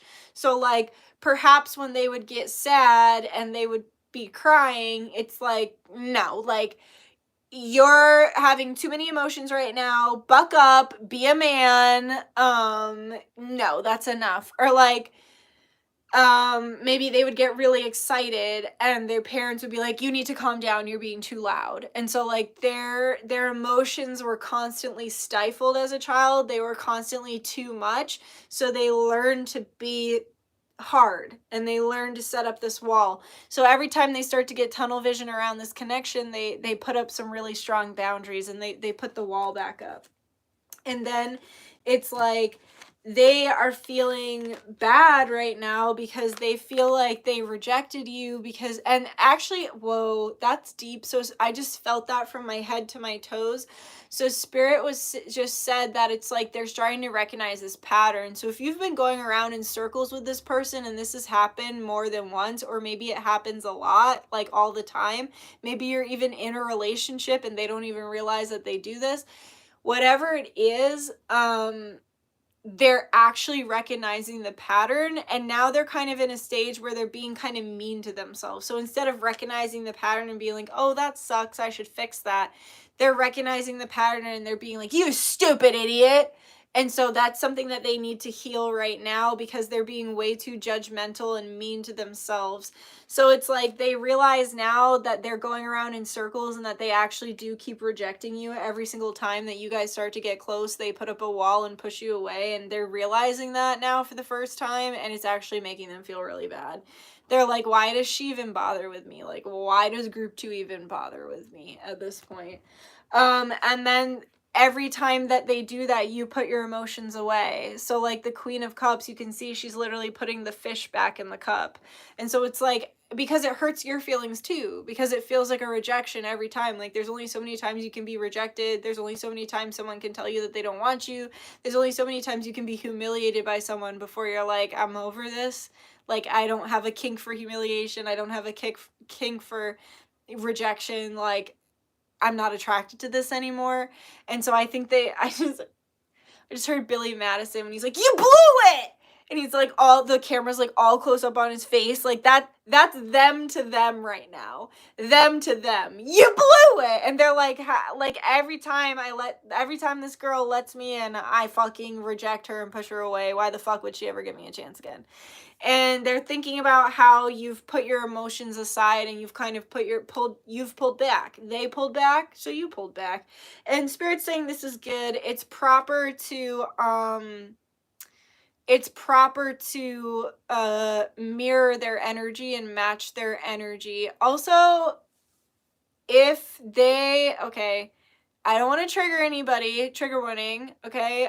If they had tried to sleep with someone after you, or they were like, fuck it, this isn't even that great, I can just go find this anywhere else. They haven't found it anywhere else. And also, I literally just smelled, like, that was so fucking disgusting. Like I said, trigger warning, I literally just smelled like dirty pussy. Like, if you know, you know. Like, especially if you ever been in a fucking girl's locker room. That's nasty as fuck. But, like, I literally just smelled dirty pussy. So, like, it's like every time they try to go and, like, fix it, it's like they end up not fix it, fix it in themselves, right? Because they're like, there's something wrong with me. I'm starting to feel. They just showed me a robot. They showed me that guy from Star Wars. I don't know his name. C3PO? Is that him? The guy that's like, that's them. They're like, no feelings, no emotions. Fuck feelings. I have no emotions. So it's like they're like malfunction every time they start to have feelings for you, because their neural pathways in their brain are so deeply entrenched in I don't know if they've ever really experienced unconditional love unless they have children. Then they've experienced it, but I don't know if they've ever experienced it romantically. And I don't think their parents were very unconditionally loving. I think they experienced a lot of conditional love. So it's like every time they start to loosen up, they're like, no, fuck this, must go back to being a fuck boy. But it's like every time they try to be a fuck boy now, it blows up in their face because they just keep getting with dirty pussy or bad sex. It's like bad sex, dirty, like nasty. Like, it's just not, like, every time they try to fix it with the old coping skills, they've outgrown the old coping skills and it's just not working. And it's not good. It's not good. And they dream about you a lot. You are on their mind a lot. They dream about you a lot. They think about you a lot. They're constantly getting synchronicities around you. All right, let's see. What are they feeling? What is group 2 feeling about, group 2's person feeling about? If you're posting on social media, they're definitely watching, if it's from a fake account or it's just your account's on public and they look but they don't like. They're definitely keeping strong tabs on you. And also they're very freaked out because they're unable to keep their emotions inside anymore. They're also feeling like their old tactics aren't working. So just like I said, how their old coping skills, I just heard that song, Peaches, by Peaches, I think it's called Fuck the Pain Away. Like, that's fucked up. So it's like their old coping skills aren't working anymore. So just like that's not working, like they can't just go out and sleep with someone and then get like a high from it. It's like it's now actually starting to make them feel bad. Like that old coping skill is starting to make them feel bad. And maybe in the past, they just keep coming back with these tiny little offers of like sexual redemption between the two of you. And then, like I said, every time you get close, they pull away and try to make it like, oh, it's just sex, or like, oh, there's nothing going on here, like whatever it is. They're realizing that that's no longer working, and it's actually starting to make them feel really bad, and it's actually starting to affect their money. It's starting to affect their pockets. So because they're in such a low vibration and they're not in alignment with themselves, it's starting to affect how much money they make. And like I said, nothing's working. Like this wall that they built for themselves, they just keep running into it. And it's like, I just heard "Tear Down the Wall" by the fucking Pink Floyd song. And they don't like, I do not like what I see. So they get very jealous about you. So they're keeping tabs on you, like I said, whether they like your shit or not, whether you know they're watching you or not. And it makes them feel very uncomfortable. And how I was saying, it's almost like you've come to a position where you've grown from this so much that you're able to be logical and say, that's it, I'm putting my emotions away because this isn't working out for me the way I wanted to. They're at a point where they can't keep their emotions in. So it's like for so long, and this is new for them because it's coming up as the page. They don't really know how to feel. So it's like for so long, they were able to just be like, fuck this, and put their emotions away. Guess what? They can't do it anymore. They can't, like their emotions have spilled out of the cup and they're not going back. So now they're trying to learn how to not only understand and name these emotions and process these emotions, but they're learning how to live with them because they've been so closed off from how they truly feel that now they have to learn how to integrate feeling into their life, because for so long they just didn't feel these romantic feelings. They didn't feel jealousy. There's a lot of things that you make them feel that they just don't feel, okay? And they're worried about the connection, whether they act like it or not. They're worried about maintaining it, and they know that their little shit offers are not going to get them anywhere anymore. And also, I just heard they don't even feel fulfilled by it, so they may be trying to have a sexual relationship with you when in reality they want love. And so, like I was saying, these old coping skills, these old ways of being, they're not really getting them anywhere, and it's not hitting the way it did, right? So it's like when you take a drug and then you have to keep taking more and more and more, and eventually you have such a tolerance that it doesn't even affect you. It's like that. it's like nothing's working like it used to. They're very frustrated. I just saw them like pulling on their hair. Like they're very frustrated. Oh, there we go. Hey. What else are they feeling? Stressed. Half Asleep, the song Half Asleep by Drew Monson. I'm hearing that in my head. I'm not afraid of dying. I'm scareder of me. I want to see the sunset. How are they feeling? What?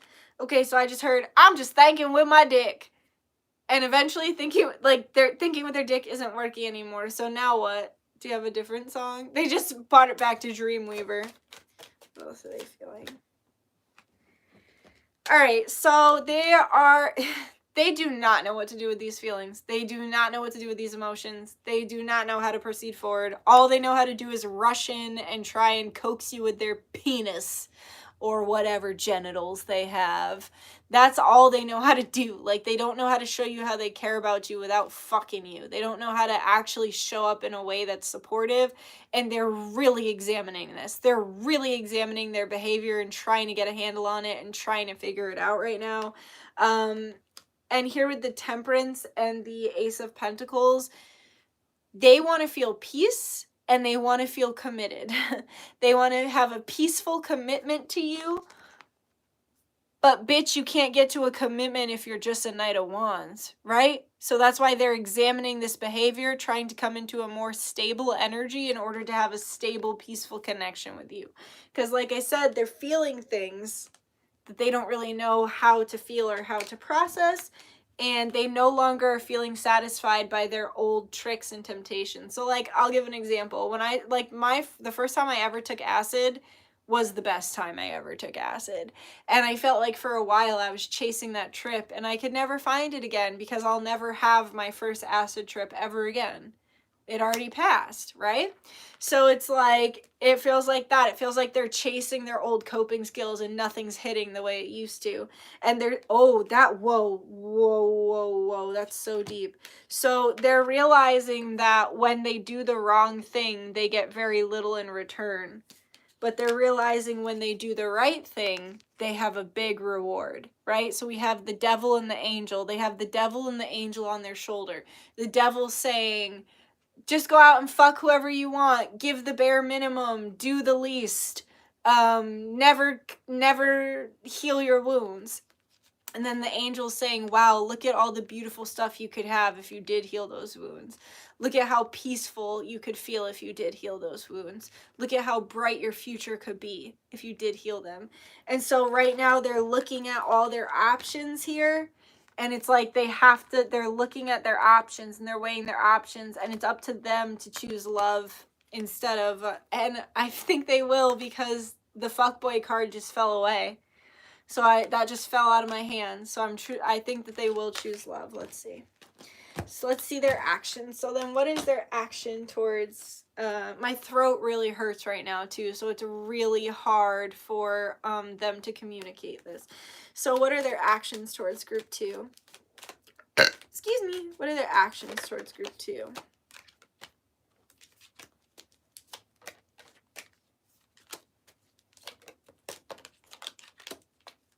I feel like they're going to take you out. I just heard, take me home tonight. I don't want to let you go till you see the light. Oh my God, I just heard the next time that we really come into union, it's all over. And I don't mean all over like for the two of you. I mean like it's all over. Like all the bad choices, all the bad coping skills. Like when the next time you guys come into union, if and when you come into union, it's going to be for real. And I literally just saw you guys like going out on a date and not wanting the night to end. Like, yeah, like that song, like I saw you guys like dancing and drinking, and it's like you're having more and more fun as the night goes on, and it's like you never want it to end. And the first time you guys, if you've never hung out, then you're gonna have the most amazing hangout the first time you meet. And if you have hung out and you have spent time together, it's gonna feel like the first time again, right? Because I just heard it feels like the first time, feels like the very first time. So like, if, like I was saying, I was like chasing that first acid trip, like it's gonna feel like it did when you guys fell in love at first. Or if, like I said, if you've never been, if this has never fully gotten off the ground, it's gonna feel like forever. Like you're not gonna want the night to end. I literally saw that it's like you're not even gonna be going home until the sun comes up. So whenever, and we got the Chariot, we got the 3 of Cups, and we got the 9 of Cups. And we got the 8 of Pentacles. This person's gonna spoil you. Spoil you, baby. Where there was once darkness, there is now light. Sanctuary is around the corner. So Spirit's saying that, so much of the time this card, the way the tarot readers read it now, is about being left out in the cold. But truly what it can also mean is finding sanctuary, because even though this is a moment after tarot, so this tarot deck shows a moment after, these people have been on a very long travel and they're about to go into the church. They're about to take sanctuary into the church. And I just saw Quasimodo holding Esmeralda up in the Hunchback of Notre Dame when he's like, sanctuary! Yo, I got chills right now. That part always hits me so hard when he literally swoops down, saves her from the flames, and then stands at the top and he's like, sanctuary! Sanctuary! Go watch that. I bet it's on YouTube somewhere. I'm covered in chills just thinking about it. You're about to find sanctuary, like where it has been so off in the past, like where you have struggled so much in the past, you are about to finally find sanctuary, whether it's with this person or not. But I do feel that it is with this person. And so I feel like Spirit is saying no need to worry, because the choice has already been made, right? Like I said, they have a choice to make, but if time is already happening, and if we are dealing with fate and destiny here, then the choice is already made. There's no need to worry. Where there's been pain and suffering in the past, there will be stability and truth and growth. And whether it's this person or not, you just have to have faith that like the perfect person for you really is right around the corner. Because when we think of this card, literally it looks like they're giving up, when if they just walk a little further, they'll end up in the church. So it's not about worry right now. I feel like over the next moon cycle, over the next month, by the next full moon, I feel like this relationship will be completely transformed, whether that means you get the closure that you desire or you end up in union. But I do feel like there's happy outcomes coming. We have the 9 of Cups, the Chariot, the 3 of Cups, and the 8 of Pentacles. I'm telling you, their action towards you, this person's about to take you out on a date. They're going to get you some really, get dressed up. Y'all are going to get dressed up. You're going to be out all night. Like I said, you're going to be out until the sun comes up. And they're going to spoil the shit out of you because they know they have to. Because I think they've really fucked up in the past. So, and also because that's their love language. Like, they might not be the best at expressing through words how they feel, but they'll show you. Like, they'll show you with acts of kindness. They'll show you through sex. They'll show you through spoiling you. And they really want to take you out, spoil the shit out of you, have fun, hang out all night, dance, sing, have a great time. And they really do just want to give. Like, whenever they do come back, like, their action towards you is to show you how much that they care about you. And like I said, they might not be the best with words, but they're really going to show you with their actions and the way that they treat you when they do come back. Yeah, and actions speak louder than words a lot of the time too. So let's go ahead and get their sexual fantasies. Oh, I just got chills. I just got covered in chills. Maybe you give them chills. Maybe when they feel attracted to you, like, it sends chills up their spine. Kundalini awakening, right? So what are group 2 sexual fantasies? I just heard, I'm jealous.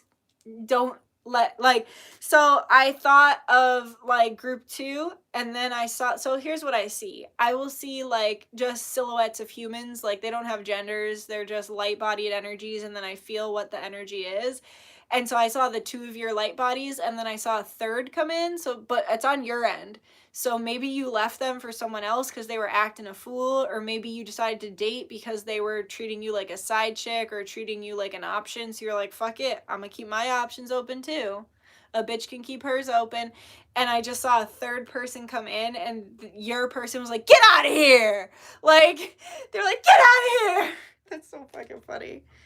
7 of Wands and Knave of Pentacles. This person is very secretive. They really keep their thoughts and feelings to themselves. They're very, very secretive.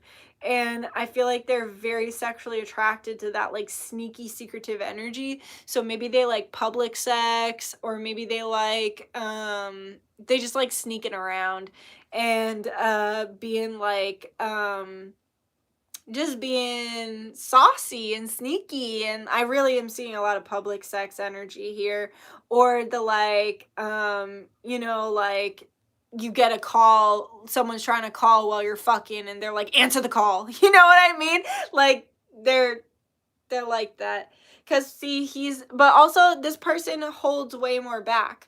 Like, because look, he's behind her back here, and then he's like looking at her back here. So it's like, there's a lot that's going on behind your back. Not necessarily bad. I truly believe there's a lot of emotions and positive feelings that are going on behind your back, because I just think they're not good at expressing it. So it's like it goes over your head, when in reality it's very real. This connection's very real if you've been worried about that. They're extremely attracted to your titties. They want to come all over you. They definitely have a bodily fluid fetish. They would like to restrain you, or they really like just like handling you. Like if they're bigger than you, they like to handle you. They think you have, actually they're very attracted to your hands, and you could be very attracted to their hands. But they're really obsessed with your titties. They think you got a great body. They like your back too. I just heard this because I want to hit it from behind, or I remember hitting it from behind. This person has a look that they give you, and it's like when they give you that look, it just makes you melt. And you have a look that you give them that makes them melt. They like too the thought of you being very classy. Like I just heard like a lady in the streets but a freak in the bed. Like they really like the idea of you presenting as very innocent or very classy, and then it's like they get you in the bedroom and you're a fucking wild person. Whew. What else are they? They love your ass. I think you got a great ass. Whatever they did to you in the past, they worry that you won't be able to forgive them. And like I said, there's still more that needs to come to the surface. Yeah, so that's good. So Spirit wants to acknowledge that if they did do something really fucked up to you in the past, here with the 5 of Swords, because like I said, there is a sneaky element to this. And like I was saying, the way that they were wanting to be sneaky wasn't necessarily harmful. Like I was saying, if you just like, even the idea of like coming off as very innocent but then being very freaky, that's sneaky, right? Because you're sneaking around as a secret freak, but everybody thinks you're all innocent and prude, you know?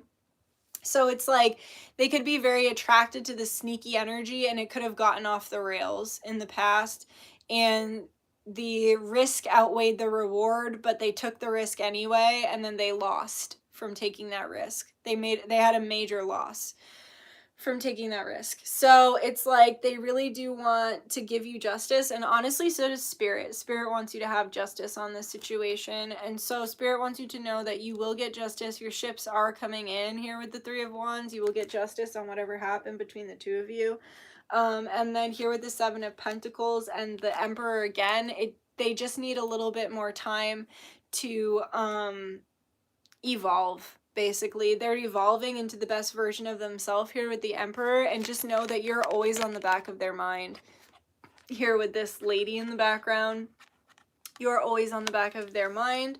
You're always in their heart, and honestly, you're a major motivation towards what it is that they want to achieve.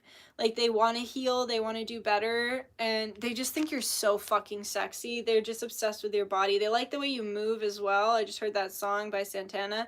I like the way you move. Doot, doot, doot. They're like, I like any way you move. I like to watch you walk. I like to watch you dance. I like to watch you drink your water. I like to watch you eat your food. Like, they just like looking at you. They think you're so sexy. They think you have a beautiful body. They really love your shape. They definitely, like I said, have a bodily fluid fetish, because I do see a lot of fluids here. They like your face. They like kind of like when you're mad at them. So if you get mad at them, or if they like to shock you. So if they say or do something and you're like, they like that look on your face, that like shocked look on your face. They like that you can be both sweet and nasty, and they have very strong gut loving feelings. Like, they feel the love for you in their gut. So then when you guys argue or when things bad happen between the two of you, it actually makes them physically ill. Like, it hurts their stomach. And they feel like you're very abundant and fair, and they're hoping that if they can offer you some justice, that you'll be able to forgive them for whatever it was that they did in the past. They really like your body. They like your, if you're like, if you've got muscles, I know not everybody does, but if you do have muscles, they're very attracted to your athletic build. If not, they're just very attracted to your shape in general. They really love your ass, and it's like that, almost like goddess body, that like Venus. I just heard, yo Venus, your fire, your desire. Okay. Yeah. These just fell down. We have the King of Swords. They're really bad at expressing their emotions, and I feel like this pile could have cheated or chose someone else over you, or just been mean. Like, even if they didn't cheat, if they didn't choose someone else over you, like, I just feel like they were mean. Like, I feel like they were a real asshole in the past, and they said and did things that were just not fair, and they're just really hoping that they can make it right with you, because whatever they said or did was not in their integrity, and it's not who they are. It's just how they ended up being. If you have back dimples, like, I'm seeing multiple back dimples. So if you have back dimples, they're very attracted to that. And then also they really like like I said, like the way you move. They like your limbs. Like, whatever you do with your limbs, like while you're fucking or like dancing or whatever, they're very enamored by you and your shape. I can't stop saying that enough. And I don't just mean like your hourglass shape, like I literally mean like your shape. So like, let's say you're laying down and you're like, they're like, oh, that's the most beautiful shape. And then you're laying down like this and they're like, oh, another beautiful shape. Like, they just can't get enough of you. They can't stop staring at you. Beautiful hair. They love your hair. They love your face. They really like your lips. They just feel like vacuumed into you. That's why they're scared of you, because there's such a magnetic pull between the two of you that they forget where you end and where they begin. And that's when they get super defensive, because they don't know what to do with that energy. And they also maybe have been a commitment phobe in the past. And they are working on healing that right now. They want to do better. They just really want to see you naked. They miss your naked body if they haven't seen it in a while. And then I'm going to get you guys some advice. Oh shit, this one flipped over too. Okay, so we have the Six of Swords, the Ace of Cups, and the Ace of Pentacles. So I feel like you guys are traveling towards a solid step and new beginning in love. With this person, you're going to get some sort of solid love offer from this person, and they really can't stop thinking about it here with the Six of Swords. You're on your way towards it. It just hasn't quite manifested yet. Yep, King of Pentacles. They're going to commit to you eventually, but they're working on it, right? Like I said, they're turning themselves into the Emperor. They're not quite there yet. So let's get some advice for group 2. My throat hurts so bad. Just know that, like, they're really trying to open their throat chakra, but it's not easy. I just saw them getting smacked upside the head, so they could have gotten hit as a little kid when they expressed their emotions or when they expressed upset. There's 111 people in here while I say that, and 7-8 likes.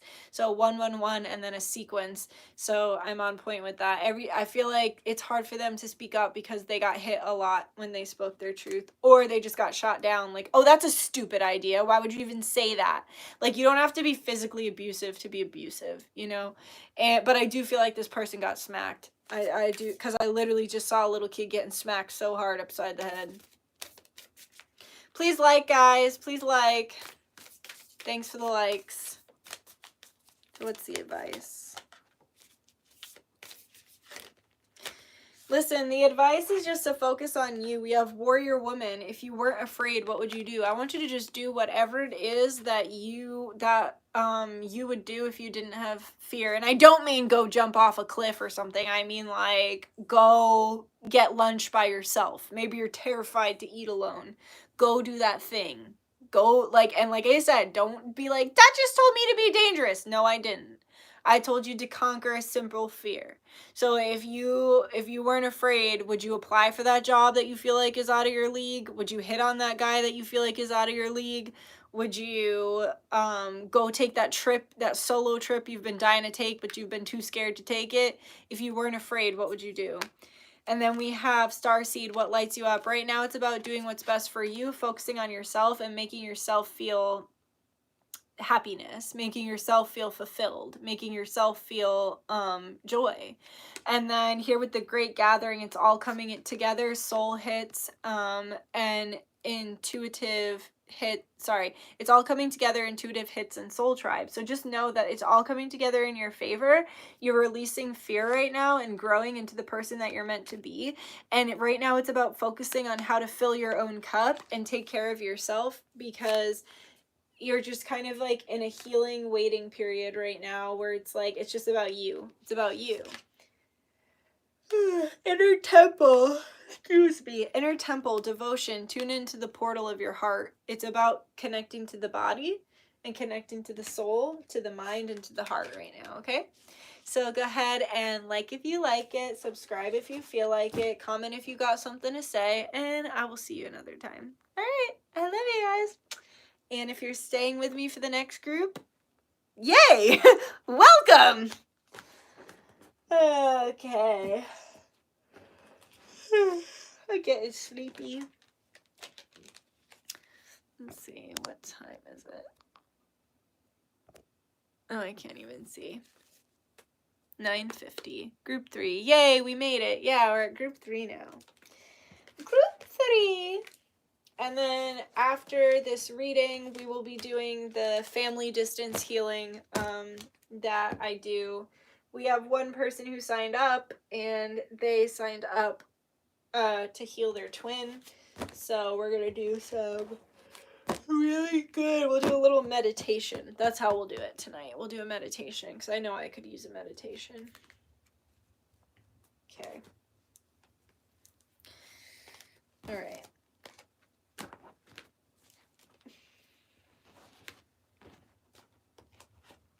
Okay.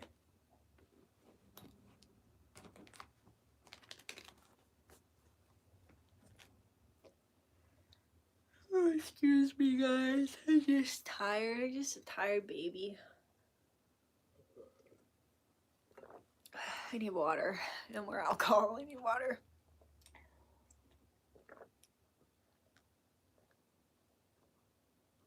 Ooh, that made me so cold. Wow, that made me really chilly. Thank you, Dutch. I'm going to take a shower, meditate, and go to sleep. Have a great night. Thank you for all that you do. You're welcome. I'm happy you enjoyed. Thank you, Dutch. Excited for group 3. You're welcome. Sam just says a T emoji. All right, group 3. Group 3, the T for group 3. Oh! What? I just saw somebody like pacing. Somebody is pacing back and forth like this. What is that? Oh, yo. Okay, so I don't know if you kind of told this person off or put them in their place or something, or kind of were like, go away. But they just showed me in Snow White when she makes them a beautiful dinner and then they come home to eat that dinner and their hands are really dirty, and so she reprimands them and she's like, you need to wash your hands. And then they all are like, they get really grumpy and they put their hands behind their back and they're like, doom, doom, doom, doom, doom, doom, doom. Okay, I just made the Star Wars song by accident. That's not what I meant to do at all. But you know what I'm saying? It's like this like sad like doop, doop, doop. And then they all have to go outside and they're like, yeah, wash our hands. And they sing a little song about washing their hands. Somebody, you're Snow White, and they did or said something to you that you were not incredibly fond of, and you were like, you need to go wash your hands and think about your life. And so they're like, they were respect you. Even if you feel like they don't, or even if sometimes they say or do things that, excuse me, you may not perceive as respectful, it's just because you guys don't always see eye to eye on things, and they're never actually trying to disrespect you. Also, they could have a humiliation kink, and so they might actually like humiliation or like to humiliate people, and so they might say or do things to you that gets them off because it's kind of humiliating, but you don't like that. Like, you're like, no, I don't fuck with that. And so it's like they might have said or done something that they thought was like sexy because they were like, oh, surely they also have a humiliation kink. And you're like, no, I'm feeling very offended by that. And so that's why they were like, aww. So yeah, you sent them away. You sent them away to go think about their life and wash their hands because they were being, they were dirty, right? They were being dirty. So yeah, you sent them away and they're still thinking about it. And they're also grappling with themselves. They really want to reach out, especially Mercury retrograde's been killing them. Also, if you've done a call me spell with me or you've just done any kind of spell work to try and get them back, they are fighting it. Like, they are fighting it. And maybe in the past, like, spell work always worked really fast on them because they were super consenting to it. And it's not that they don't consent to the spell work this time, it's that they think that you just don't fuck with them. Like, you could have even been like, leave me alone. And now they're like genuinely leaving you alone. And you're like, aw, I didn't mean it. And they're like, and they're just, they're trying to respect you, because if you told them to go away or you told them to leave you alone, then they're just trying to respect that, right? You know, they're trying not to, overstep those bounds with you, but they're also really struggling in staying away. And they do feel bad for whatever they said or did. I feel like it wasn't that bad, but they do feel bad about it. They respect you a lot more. And also, the maturity level has shifted, so maybe they've gotten a bit more mature or had a bit more life experience since the last time that you actually saw them. So Spirit, what is group 3 thinking about, or what is group 3's person thinking about them?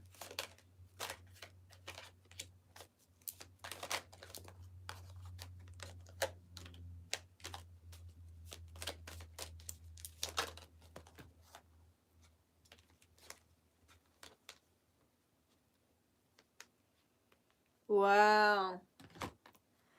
Okay. So we have the Hanged Man, the Knight of Pentacles, and the King of Wands. And so with this, I feel like, okay, so what they're thinking right now, I feel like they feel like they're stuck. I feel like they feel like they're stuck in a certain position in their life, and that always you've been there for them. Like, you've always been there for them.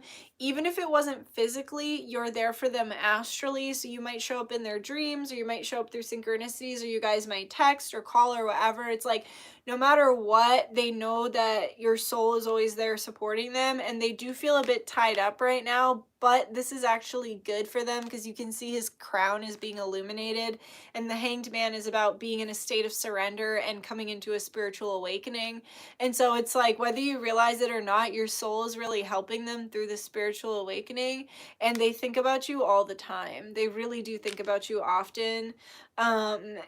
Even when they're in this, actually, especially when they're in this compromised position, because they are in this compromised position, and they still feel your soul there with them, nurturing them, and they're very grateful for that. And it's been a slow process, I think, of them waking up. I think that maybe they didn't, like, I don't feel like they were disrespectful towards spirituality. Like, I feel like they were open to it, but they never believed in it. They were like, if that's what makes you feel good and that's what you want to believe, then more power to you, no disrespect. And so I feel like it's been a slow process of coming into a more of a state of vulnerability as well as stability within themselves, especially if they are a man, because men are trained by society not to be vulnerable. So it's like been a process, a slow process of creating the foundation of not only stability within themselves, but expressing and understanding their vulnerability in a way that doesn't get them hurt and that's productive. And I feel like your soul is really helping them and guiding them along the way, whether you realize it or not. And I feel like it's helping them to evolve, if, especially too, if like what you guys had was like purely sexual, it's not. If it was like communicated to you or you communicated to them that it was purely sexual, y'all both know it's not. Y'all both know it's more than that. And you know that there's a special connection that you guys share. And they're really starting to evolve into that. And as you can see, like, they're not showing up as like the Knight of Wands, they're showing up as the King of Wands. So they've done a lot of healing and growth and work. I do feel like for a lot of you, you could be in separation with this person, or it's like you're separated emotionally. So you might have like surface level conversation or whatever, but you're pretty much separated. Like, you're not like deeply connected like you were in the past. And I just think there's been a lot of soul growth that's happened since you guys have been in some sort of separation. We have the Wheel of Fortune, the King of Cups, the Tower, the Queen of Swords, the Strength card, and the Five of Swords. So I feel like there was so much love and friendship and like compassion and nurturing and connection between the two of you, and it was like really beautiful, and they were really enjoying it, and you guys were having a wonderful special time. And then something fucked up happened. You're with the Five of Swords. They said or did something really shitty and really fucked up, and they took from you in a way that they shouldn't be taking from you. Maybe it was a very mutual connection how it started, and then it got off the rails to the point where it was like all you were doing was giving and never receiving. So then it got to a point where you turned your back on them and you said, fine, like, if you're gonna act like that, I don't really want you. I just got really hot. I just got super hot. You said, fine, if hey, you, Sam, you just sent me fire emojis, what the fuck, and I just got so hot. So you said, fine, if you're on point, thanks. You said, fine, if you're gonna act like that, I'm not interested. Like, I'm genuinely not interested in things that make me feel bad. I'm not interested in things that take from me but don't give. I'm just not interested in this kind of fucked up energy. So you completely turned your back on them, and you did it with no emotion. You did it completely logically. Like, you were able to cut them out without any entanglement. Like, you were able to just cut them out and move forward in a very logical, precise way. And this was actually a huge tower moment for them, that you were able to just completely cut them off and walk away and move on without any sort of attachment or feeling. And then it made them realize just how much they care about you here with the King of Cups. It made them realize that they weren't just having a sexual attraction to you here with the King of Wands. It made them realize that it was way deeper than anything that they ever admitted it to being. That they do have feelings for you. They do have a strong love for you. And it was a huge tower moment for them when you were able to walk away almost like it meant nothing. So perhaps for a long time they tried to act like it was nothing, and you said, fine, if it's nothing, then let it be nothing. And then when it was actually nothing, they realized that it was something. You know what I'm saying? Like, you could have been constantly like, come on, like, y'all, you know you have feelings for me, just admit it, whatever, blah, blah, blah. And they're like, nope, nope, nope. And then you said, okay, fine, fuck you. And then they were like, what do you mean, fuck me? And then they got real sad. And then they realized their emotions. And then it got them really thinking. It got them really thinking about themselves. It got them thinking about their life. It got them thinking about a lot of shit. And it's helped them to shift into a higher vibration. And like I said, your soul has been with them while it's been happening. So what are their feelings then? What are their feelings then towards group 3? They could be watching you from a fake account. They could be considering reaching out through social media or through text. They could be keeping an eye on you astrally, like they might show up in your dreams a lot, or they could be keeping tabs on you if you have mutual friends. They could be asking about you or keeping tabs on you through mutual friends. They're really examining how to move forward and what they want. And not just what they want with you, like what do they want in life? Like there's a lot of different things about themselves. I just want chicken nuggets so bad. I can't even eat chicken nuggets unless they're gluten-free, but I literally just like tasted chicken nuggets. Oh, a good old plate of chicken tendies. I feel like they're just like, okay, Here's what I just saw. I saw them going out to a bar, getting drunk as fuck, getting some chicken tendies and fries, and then being so fucking goddamn existential over their chicken tendies and fries, and being like, I can't even enjoy this chicken tender because all I can think about is her, you know, or them. All I can think about is them. All I can think about is group 3. Whoa. They feel like you're the, oh my god, I just got covered in chills. They feel like you're the one that got away. They feel like you're the one that got away. I have to say that again. They feel like you're the one that got away. But I feel like you're the one that got away for a lot of people. I feel like you're the kind of person that people don't really realize what they have until it's gone. And you're the kind of person that people take and take and take from until you can't take it anymore, and then you pull back. Like I said, all of a sudden you pull back everything you ever gave them, and now it's really hitting them how hard, how special you were to them, and it's hitting them hard how much they actually care about you.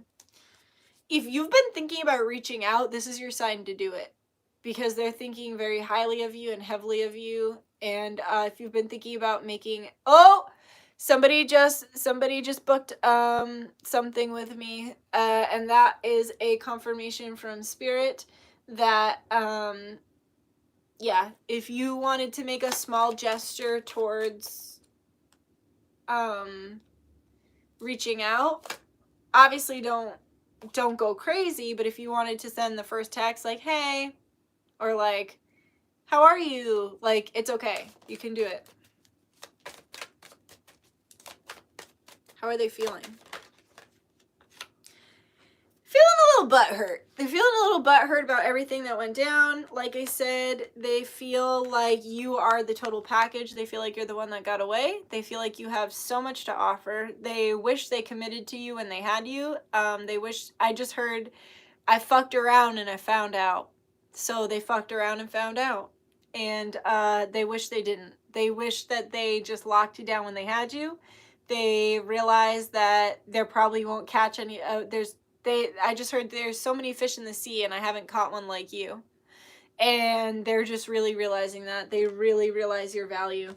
And here with the 10 of Pentacles, it's like they really feel like I said, like you're the one they want to build with. You're the one that they want to have something special with. They have not found any kind of special connection or chemistry that they have with you. They haven't really found it with anybody else. And they really could be watching you. They're keeping tabs on you in some way, like I said. I feel strongly this could be a mutual friend, too. They're kind of like, hey, what are they up to? You know what I mean? But yeah, here with the 10, are you kidding? Like, this is how they feel about you guys. Take a good look at that. Like, no words are even necessary. 10 of Pentacles, 9 of Pentacles, Queen of Pentacles. They feel like you are so independent, so powerful, so successful. The 9 of Pentacles is pre-Empress energy. This is the energy that the woman is in right before the Emperor finds her. The Emperor finds her because she has fulfilled everything within herself. She's financially stable. She's emotionally stable. She's mentally stable, she's physically stable, she has all the stabilities that life can offer. She's provided everything for herself. The only thing that's left is for the Emperor to come and get her pregnant, because she can't get herself pregnant, right? And then once the Emperor comes to get her pregnant, that's when she turns into the Empress. And so, not saying you're going to get pregnant, but maybe use protection if you don't want to, but if you don't want to be. But that's how they see you. They see you so very highly. And yeah, they fucked up. But the thing about them is they know it. When we do other groups, sometimes they don't fully grasp or haven't gotten to the other end of what it is that they needed to learn. This person has learned what they needed to learn.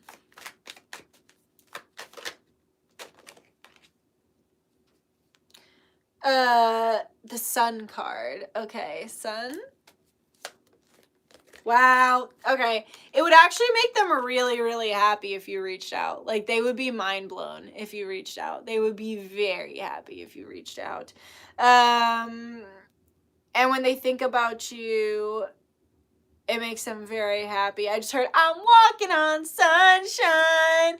Whoa! Like if you reach out to them, especially if they have always tucked their tail between their legs and been the first to reach out to you, no matter what has happened between the two of you, if you were to reach out to them, they would be like, what? Like, it would make them really happy. You don't have to. I'm just telling you, Spirit's saying it's okay if you want to, if you have felt like you wanted to. Yeah, they just feel enamored by you. They feel like you're really beautiful, really fun, and they definitely wouldn't take advantage of your time if they have in the past. They've learned their lesson, and they've learned that you're not playing around, you know, like you're not fucking around anymore. Yeah, they really feel like they want to see you. And if you haven't seen each other in person in a while, if you're long distance and, you know, you haven't really, or maybe it's just been a while since you've reconnected, they really, really want to see you in person. So then what is their action towards group 3? What is their action?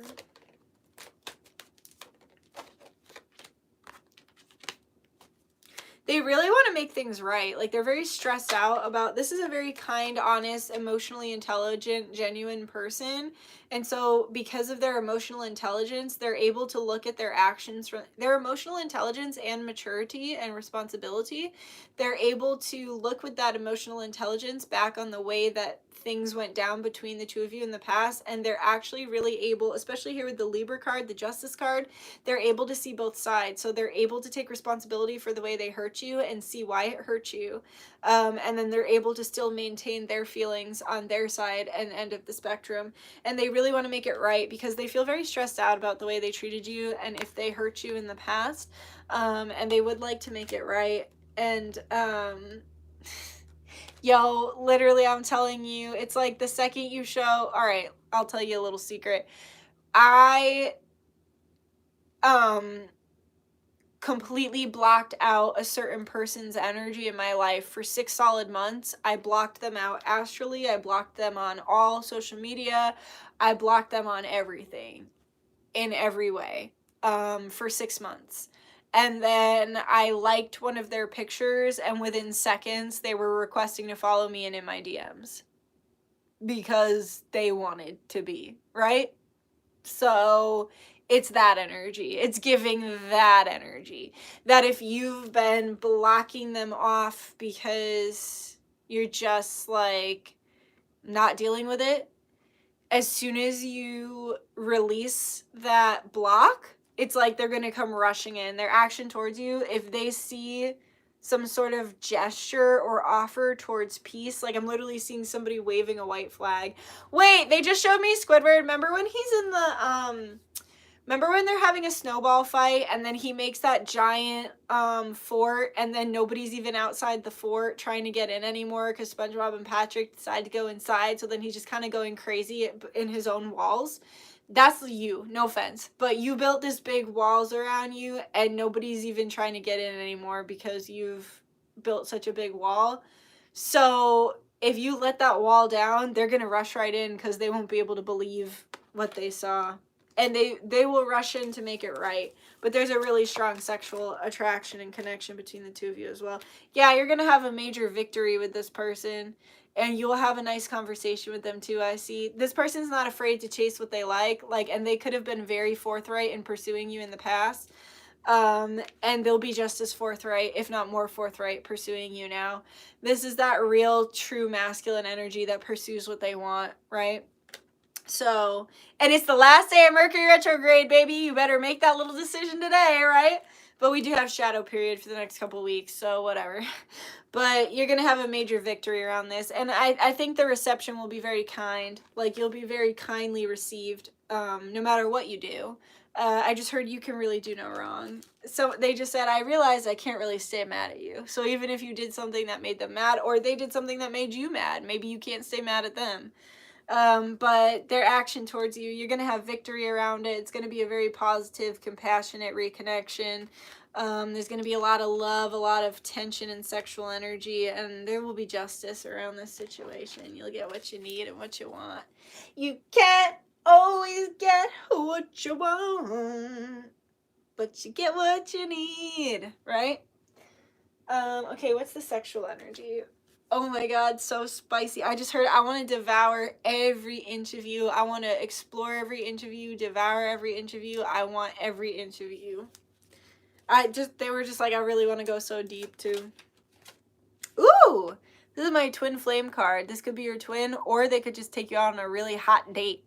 Because they're on a really nice date. I feel like you guys are just gonna fall into each other. If it's a reconnection, you guys are just gonna, it's gonna be like a love spiral and a love bubble. They want every inch of you, like I said, but they also want to feel you. Like, this person feels very deeply. Like I said, they're very emotionally intelligent, and they want to feel you. They don't just want to feel you physically, they want to feel you emotionally. They want to connect with you. This is the kind of person that's sexually attracted to people, not just by their looks, but by their mind, and by the kind of by your wit. They find your wit and your like sense of humor very, very sexually attractive. If you're they're showing me someone who's like really quick-witted. They like when you troll them too. If you like troll them a lot or make fun of them, or you can like keep a good banter, you make good jokes and stuff. They're very sexually attracted to that. They like the way you dress. They like when you wear a skirt, if you like to wear skirts. They just like when you're in an energy of flow. They like the look on your face. They just like the look on your face. It's very innocent, but it's also very disengaged. So there's a certain look that you give them when you're like, really, like, I'm like, it's like this disinterested look. They're very attracted to that. And they're also just very taken by you. They just think you're a very beautiful person inside and out. And I think you're very taken by them. I think you think they're pretty fucking hot too.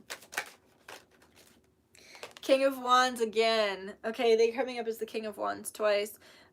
Yeah, they want to be really deep inside you. They want to feel their body on yours. They want you to be naked. This person could like fucking outside too. They're really attracted to your ass. They like your shoes. If you have like certain shoes that like, you know, they like, they really like that. They could like to see you in boots too. Or you might like, maybe high heels. You like to wear high heels. My foot just fell asleep. Oh, fuck. They might like your feet. Or maybe it's like this relationship kind of it like hibernated for a while. And now it's like you got to get the circulation back moving in it.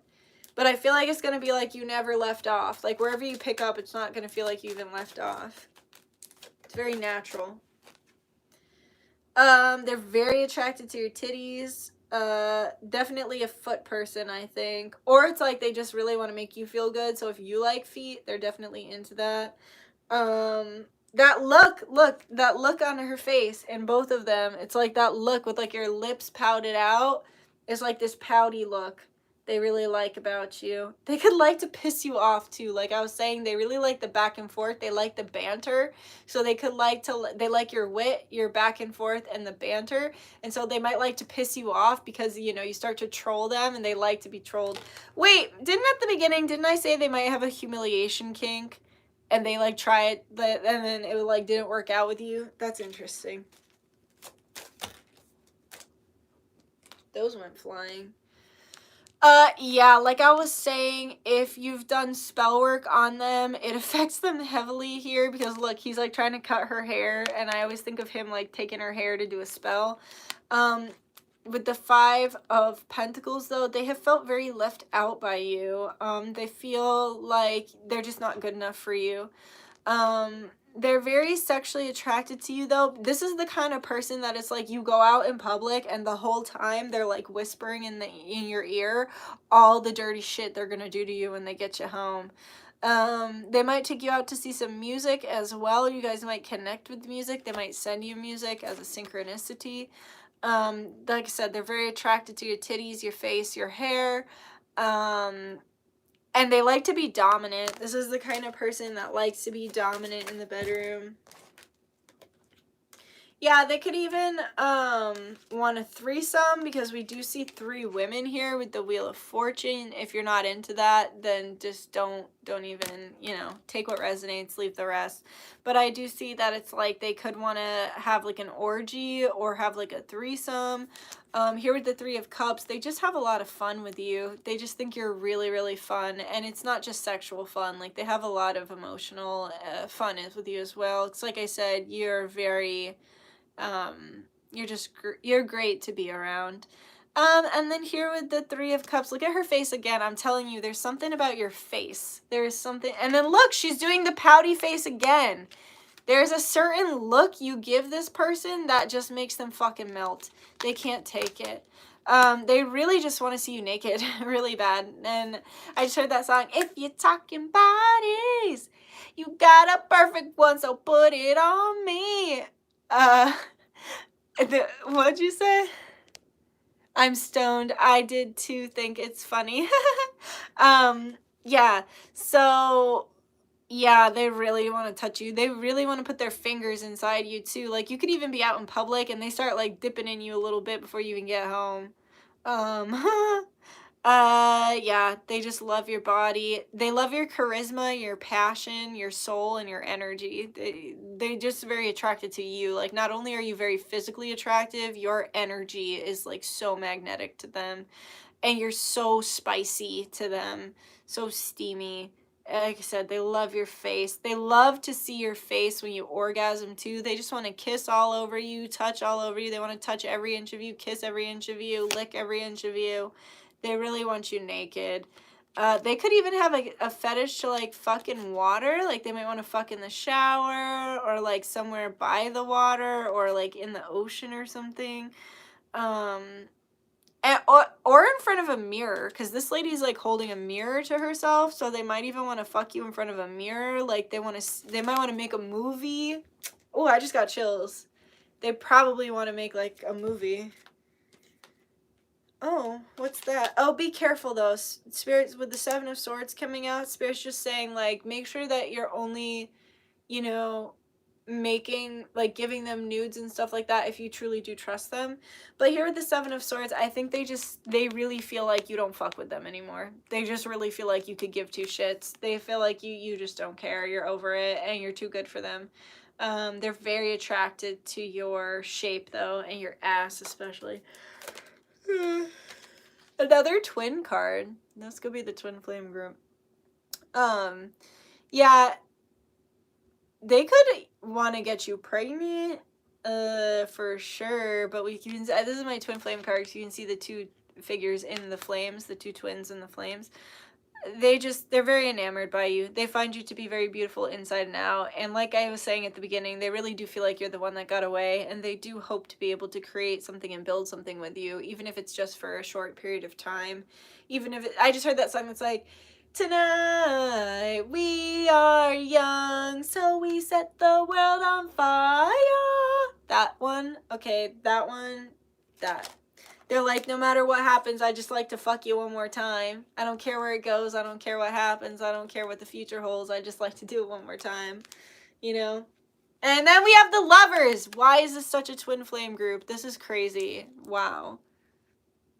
Yeah, that threesome energy is coming back out, or the, like, energy of, like, if you showed up, like, nobody can compare. So they might even be, like, taking someone out on dates, or, like, trying to, you know, be with someone else, and then it's like you show back up and they're like, oh, I gotta drop everything, sorry, gotta go, I have to go see this person. It's about to be a major change and shift in your relationship here with the Death card. They're a little scared of you, but that's also what makes them so attracted to you. It's like a fatal attraction. Okay, and then advice please for group 3. What? The same ones? I think this was group 1. You might want to go back and listen to group 1. So we have trust your path. If you would be supported, what would you do? And then energetic upgrades, a new way of being, and integration. So you got to just trust and understand that you're going through a lot of, you could be having a lot of ascension symptoms. It's because you're getting like an energetic upgrade from spirit right now. I just felt that in my teeth. I felt that in my bones. Ow, that really hurt. That's to me what feeling it in your bones means. I literally feel pain in like my teeth. You're going through an energetic upgrade, and so are they. Pillar of light. Your vibration is rising. You are the oracle. Yeah, you are. So just know that what you're experiencing right now are ascension symptoms, and it's all for your highest purpose. And then we have the initiation, rite of passage, you're going somewhere sacred. And then we have council of light, divine orchestration, and helpers in the subtle realm. And then we also have keepers of the earth, you are not alone, the ancient ancestors stand beside you. So between council of light and keepers of the earth, it's like very just, you have a lot of support. You have a lot of support, so never forget how much support you have. And then the initiation, you're going somewhere sacred, so you just have to trust that all of this is coming into alignment in the perfect way, okay? So that's all I have for you, Group 3. Like if you liked it, comment if you got something to say, subscribe if you feel like it, and I will hopefully see you another time. Yay! Woohoo! We did it, guys. We did it. We did it. We did it. Hooray. Valissimo. We did it. Wait, I have to show you. I don't think I'll be able to cut it at that. Damn it. The Empress was at the bottom. And what was I saying about how he's coming to turn you into the Empress? That's crazy. Whatever, the reading's over. I'm gonna look at the comments. And then I actually don't think I want to do a meditation for the healing. I think I want to do a prayer and singing bowl. So we'll do that. I'm gonna smoke a little bowl. We'll do prayer and singing bowl. And then we'll be done. Because I need to put my little Dutch self to bed. It's 1023. Bless, bless. Yay! Career, friendship kind of interrelated for me right now. Interesting. That was awesome, Duchess. Thank you. You're welcome. Thanks, Duchess. Every pile there was a message that helped. Good. That just gave me chills. I'm happy to hear that. Hi, Yana. How you doing? Thank you, Dutch. You're welcome. You're welcome. Whew. Chills. Yeah, cool. Oh my gosh, she's so cute. She's over there and all I can see are her tiny paws because she's hiding behind a bag. Right, let me put these on the ground. That was fun. I'm going to watch that back tomorrow and pick a group for myself. We got 111 likes. Thanks, guys. Make sure to like if you haven't liked it yet. Yeah, I agree. All the reads were really good. Thank you. Really appreciate you. You're welcome. Thank you, Dutch. You're welcome. I just can't drink like I used to. I would rather smoke weed, because now that's what I'm going to do. I'm going to smoke a bowl instead of drinking any more of my alcohol. But where did the bowl go? Spirit? Where's... Oh, it's over here. Let me get my singing bowl as well. Sleepy time, she comes, literally. Welcome to your 30s.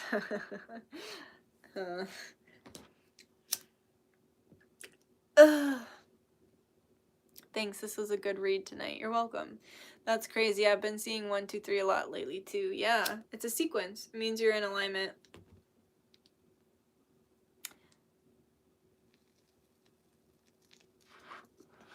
Hey, where's Baby Pico? Is she here? Baby Pico, are you here?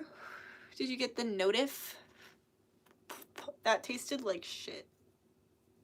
Yo, I can't believe I just went on a tangent about Auntie Skid before. But you know what? That was being nice compared to the way that I've been treated by that person. So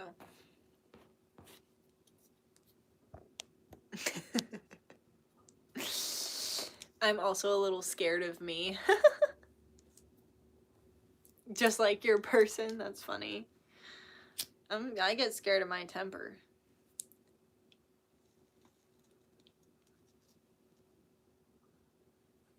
I had a bowl earlier. Woo!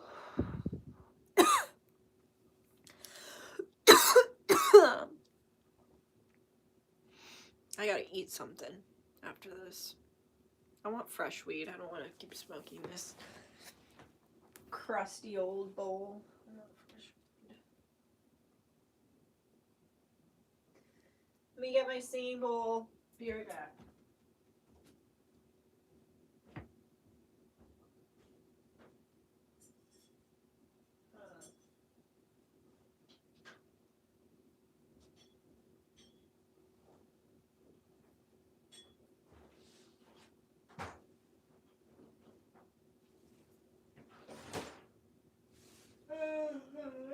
Still not unpacked.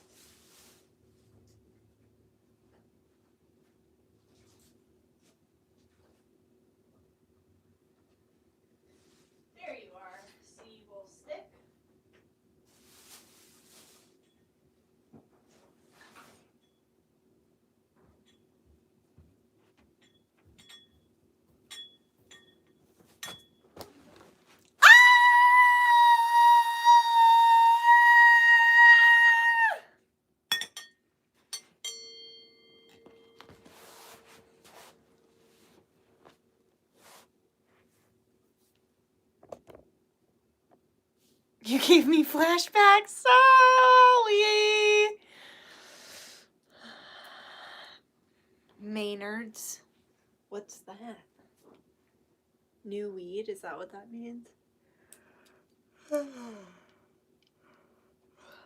Glenda. Wow, thank you so much. You're welcome. Hope you liked it. I hope you liked that scream I just made, too.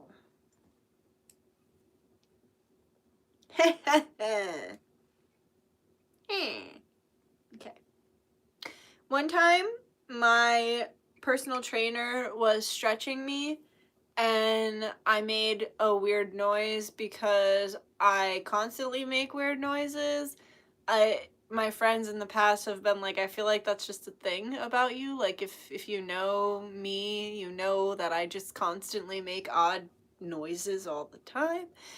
And I made this noise, and he was like, you sound like a rubber chicken. And that just really resonated. Like, I think about that all the time when I make a weird noise. I'm like, yeah, he's right. Maybe deep down I am really just a rubber chicken. Activate rubber chicken DNA.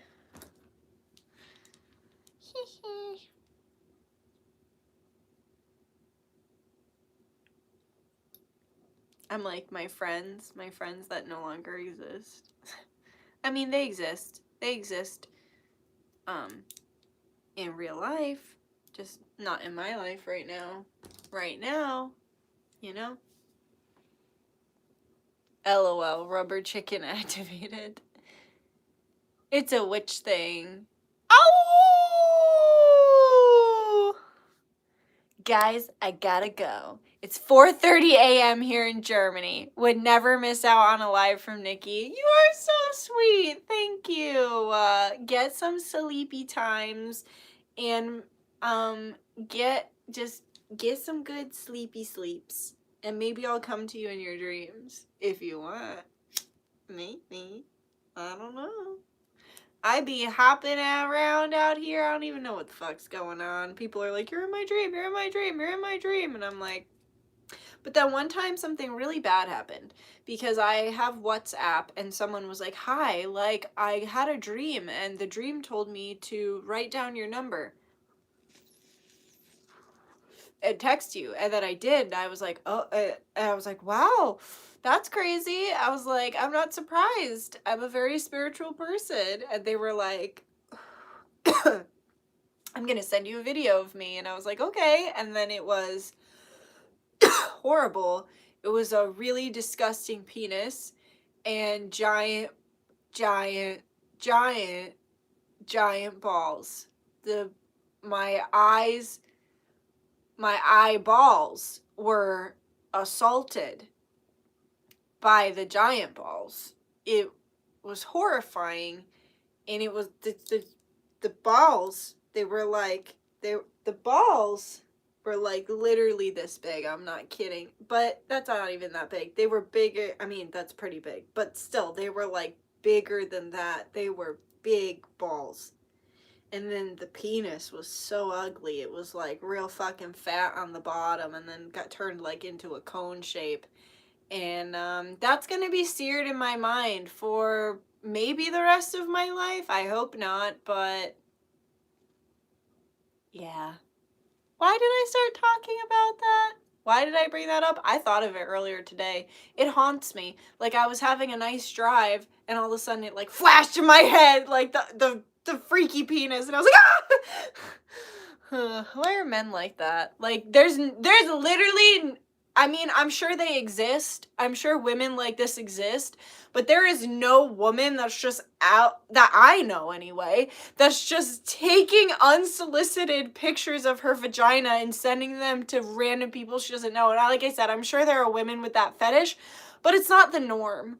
Like a woman can expect unsolicited dick pics constantly. A man pretty much cannot expect unsolicited vagina pics. It's just not a thing, you know? Oh my god, everybody's cracking up, all the laughing emojis. Yeah, it was horrifying, but I guess it makes a good story. I have no idea why I said that or brought that up. It was just, me being in people's dreams. Yeah, usually it's like, Dutchess, you were in my dream and you taught me this spiritual thing, or like, we were in a group of people and we were healing each other, or we were doing a prayer, or we were doing a spell. Like, it's always a beautiful thing, except for that one time.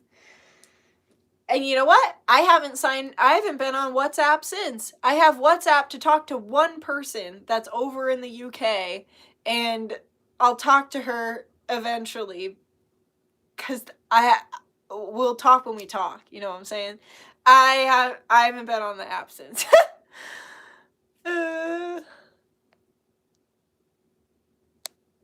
Thank you, Lizzie. Don't love yourself in public because you will be arrested. There was a guy who got caught loving himself at Burger King and he got into big trouble, so be careful. Yeah, but okay, so that I think can actually, like, I think if you have public sex, you can be considered a sex offender. Like, there are different levels of being a sex offender. But I think that's kind of ridiculous. I think that, like, if you're literally, like, I don't know, I think there are levels to it. I think if you're purposefully being, like, deviant and disgusting, I think that that's, especially if there are kids around and shit, then absolutely I think you should be arrested for that. I don't think that's appropriate in any way, and I don't think it's a healthy way to be in society. But if you're, like, camping, if you're minding your own business, if you're not hurting anybody, then that's basically it. Just don't hurt anybody, right? Don't hurt anybody and don't involve children. Then I don't have an issue. But yeah.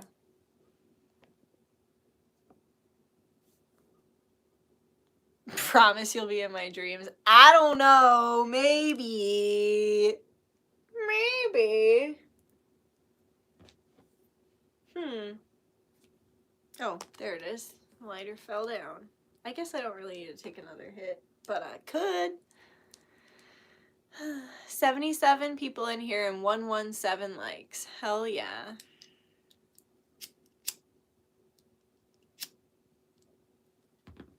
You guys want to see my new stickers?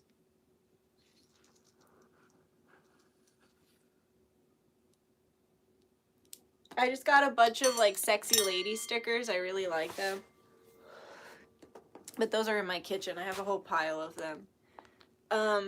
This is my Mr. Krabs sticker. He's a dabs crab. And then this one says, "Don't be spooky, wax your coochie." And it has that little jack-o'-lantern. And then I also got this really sick holographic sticker. It's crazy because that was the one I was most excited about and probably most attached to, which Spirit always loves to destroy my attachments, which I hate so much, but I just have to keep enduring. But I really loved it. It was like a sexy Velma. It was like a lady dressed up like sexy Velma, and she was all tied up in shibiri. Is that what it's called? The ties. I just liked it, and it was holographic, and so when it was one way, you'd see her from the front, and when it was one way, you'd see her from the back. I gotta find it. I didn't stick it on anything because I was like, this is too precious to stick to anything, and then I fucking lost it. Anyway, but yeah, so those are my new stickers. This is my Book of Shadows that I've had for a bit. It's almost fucking full. I don't want it to be, but it is. And then I have a really neat notebook right now as well that has some, like, holographic aliens on it and some other cool stickers. I love stickers. Me too.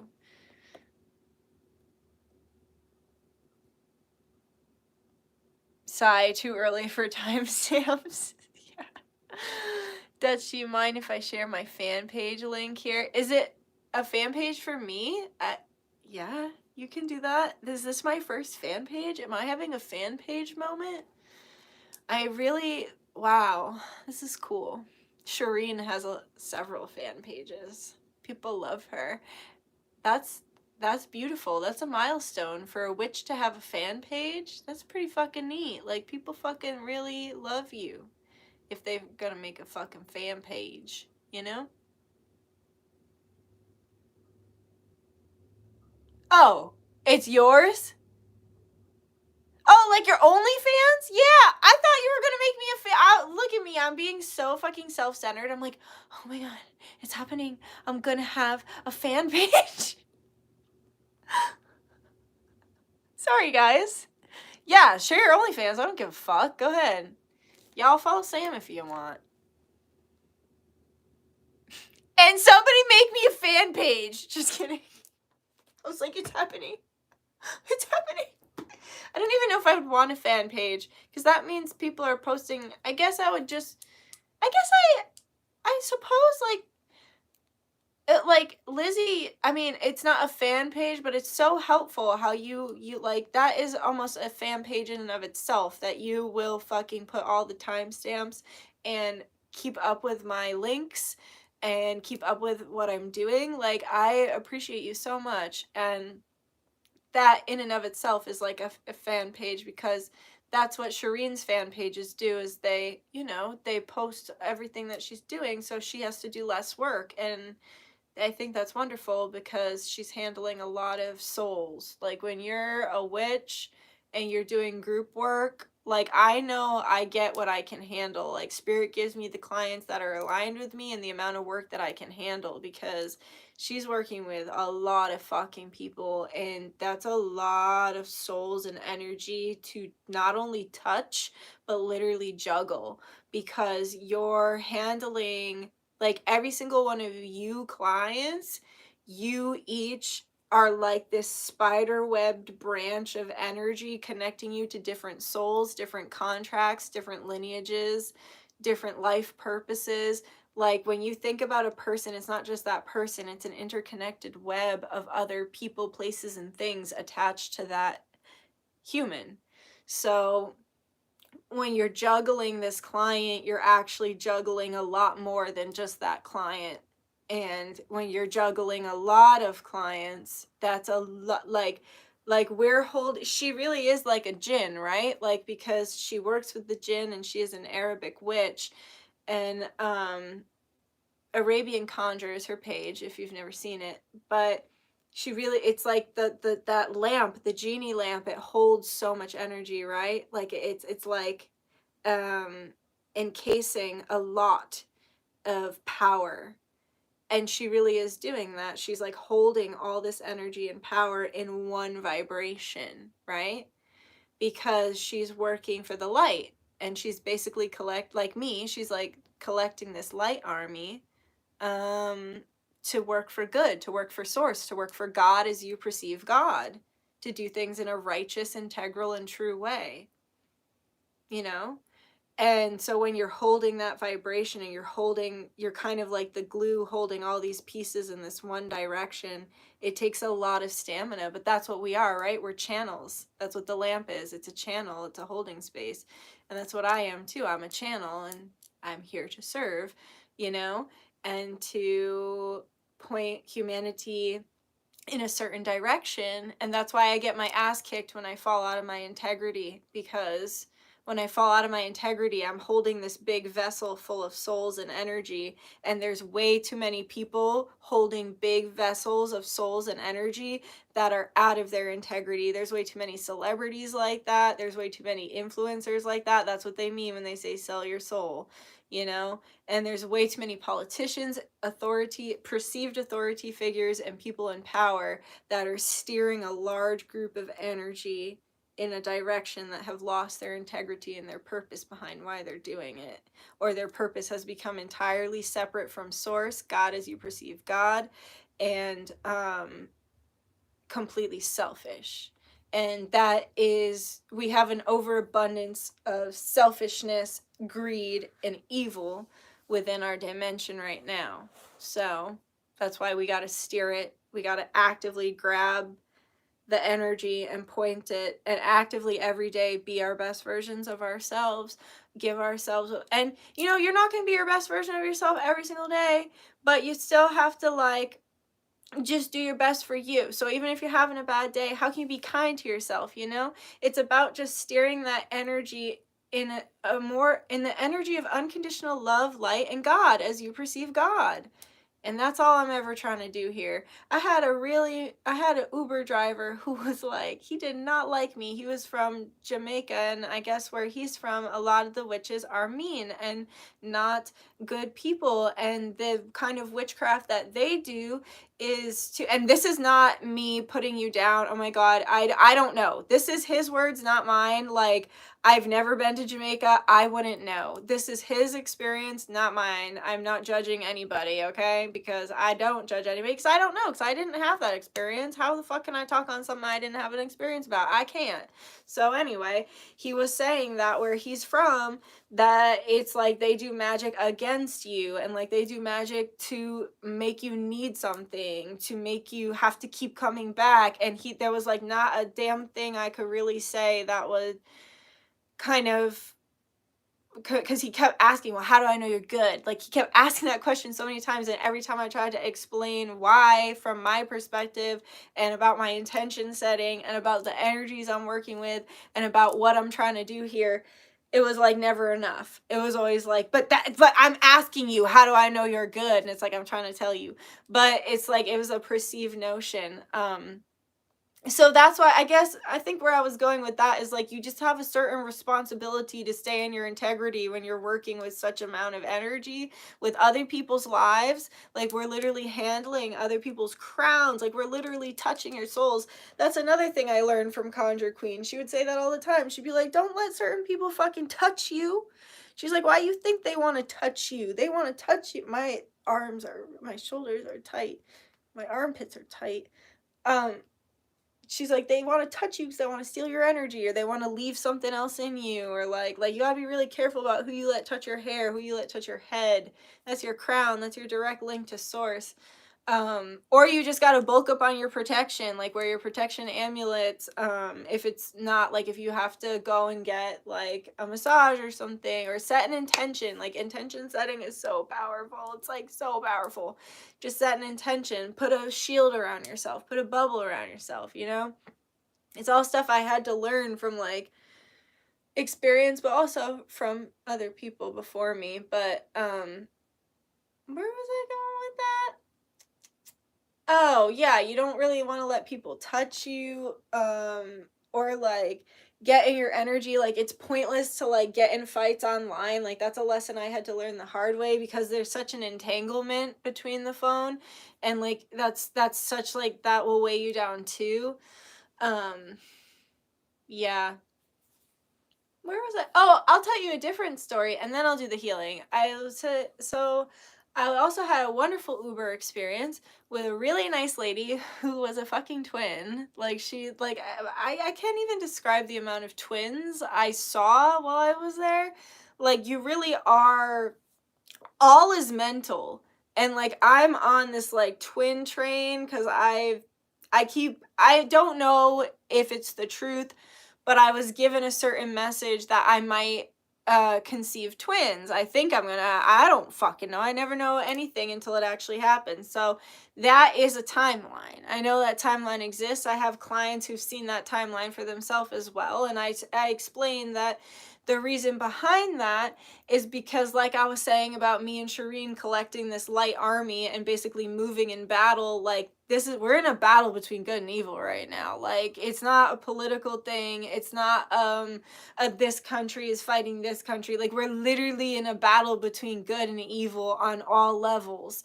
And that's what we mean when we say we're releasing the 3D and moving to the 5D, because we're trying to get to a state where we're like out of this low vibrational shit, because at the end of the day, humanity doesn't want to fucking fight anymore. It's the people in charge that are forcing us into wars, that are forcing us to destroy the planet, right? When we think of global warming and what we could do to do better, like, these corporations really do hold all the power in their hands. They're making all these products, and they're making them in a way that hurt the environment, and they're putting them in plastic, and they're, dumping shit in the oceans and in the water. And it's like, but then they'll scream at us about how we need to reduce, reuse, and recycle. And it's like, dude, they could be making better decisions. So that's why it's like we're collecting warriors in this light war, because everything, it's either good or evil right now. And I don't mean to be so polarized, but it is, because it's gotten too three-dimensional. It's so polarized that we have to come out of the polarity and into something more of a hive mind, and not a hive mind and we all think the same way, a hive mind and we all have a similar set of morals, and that we understand, like, it's less about good and bad, like, because that's very objective and very neutral, and it's more about righteousness and evil, and it's about holding a sense and state of neutrality, because although we are moving out of the third dimension, some will be left there and some will be left behind. Some people will remain in that low vibration. Right now, it's about making the pendulum swing. The pendulum has swung so far to the side of evil that we must swing it back and have our moment in the light, where we start to create the fifth dimension and really start to step into a more peaceful, healthy earth, where the truth is coming out about what kind of a fucked up reality we're living in, and we're getting to have better, healthier options in life, like better food, better air, better water. You know, we want humanity and the collective never consented to the reality that we have gotten steered into through the pandemic. And I believe because there's been such a lack of consent, there is an obligation of outside entities to help us steer us in the right direction, and witches and healers and teachers and people like all of the different gurus.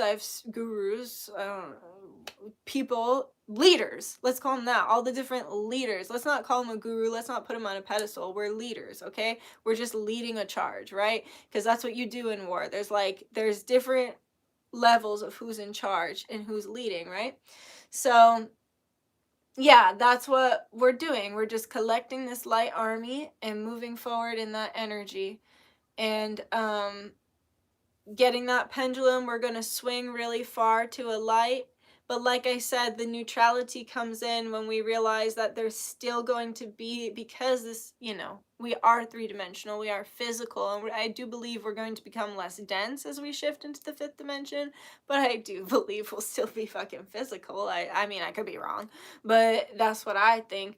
So, and I also think that the third dimension will still exist, there'll just be less people existing in it, you know what I mean? And so it's about recognizing that there will always be, like, we can't wipe the earth of all the negativity. It's going to exist, but it's about choosing the light, and the light outweighing the dark, the joy outweighing the suffering, the truth outweighing the lies. From 2020 until now, it's been the opposite, and I'm telling you, this coin is about to flip on its head in July. We're going to finally start coming at it, because the spiritual war is like, I think it's going to be shifting and happening until 2024. But I think we're really going to see a lot of truth start to come to the surface in July, and I just really got this feeling shit's about to pop off in July. And not in a bad way. I know it's all for our growth and our betterment. But, oh yeah, and then I wanted to tell you about my other Uber ride. So, I was talking about how all is mental, because, like, yeah, I had just a lot of twins. I met a lot of twins while I was there, and twins are on my mind because of all of that, because of that huge tangent I just went off on. But anyway, this lady was really sweet. Her dog had passed away the day before, and as soon as I got in the car, she starts telling me about it. And as she's telling me, I can see the dog up by the left side of her head. And I tell her that, I'm like, you know, she's still with you. I see her up over by, like, the left side of your head. And she starts crying, and she's like, that's where she used to sleep. It was, like, really powerful. Everything I was saying was, like, she was open, though. Like, it's so easy to read people when they let you. Like, as soon as they open up and consent, I can be like, I can like pull shit out of thin air, dude. When you're like blocked off and you want to be a skeptic and you want me to be wrong, it's harder to read you. I can still do it, but fuck you. Like, when you're open, it's such a much more enjoyable experience for me. And this woman was so kind, so sweet, so open, very loving, very full of gratitude. Like, she never asked me for any of it. I just did it because Spirit said to, and she was open to it. And I ended up channeling all this stuff about her mom and her son, and it was just so powerful and so beautiful. We had so much in common. Like, both of our dads were landscapers and like had their own business. It was mad weird. And then she was like a fraternal twin, and it was just like, it was amazing and it was beautiful. She talked to the trees. I was like, the trees talk to you, and she was like, yo, they do. Because like, I never told nobody like the trees talk to you. I've never fucking said that to someone. Like, this woman can literally hear trees, and she probably thought she was crazy, but she was like, no, they fucking do. They do talk. She was like crying so much, and she was like, I'm crying, but it's a good cry. And I was like, girl, let it out. And she was like, God put you in my car day for a reason. It was an amazing experience. And then I was like, and now I'm gonna go see dolphins. And then the dolphins never came.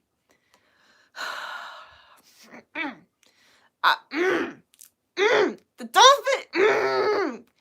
I'm trying not to be frustrated about that. I'm trying to be really neutral about that, but I am very cranky because things keep not working out how I want with dolphins. I went on a boat to see the dolphins. The people before us, they were like, oh yeah, we saw a whole herd of them. We saw a baby. I want to see a baby dolphin, but I couldn't. And so I went on the boat. It was a beautiful ride, and I enjoyed myself, but no dolphins. And we saw a turtle, so he was really big, even though he was a baby, and that was really cool. And his shell was soft because he goes so deep underwater that if it would crack his shell if it was hard.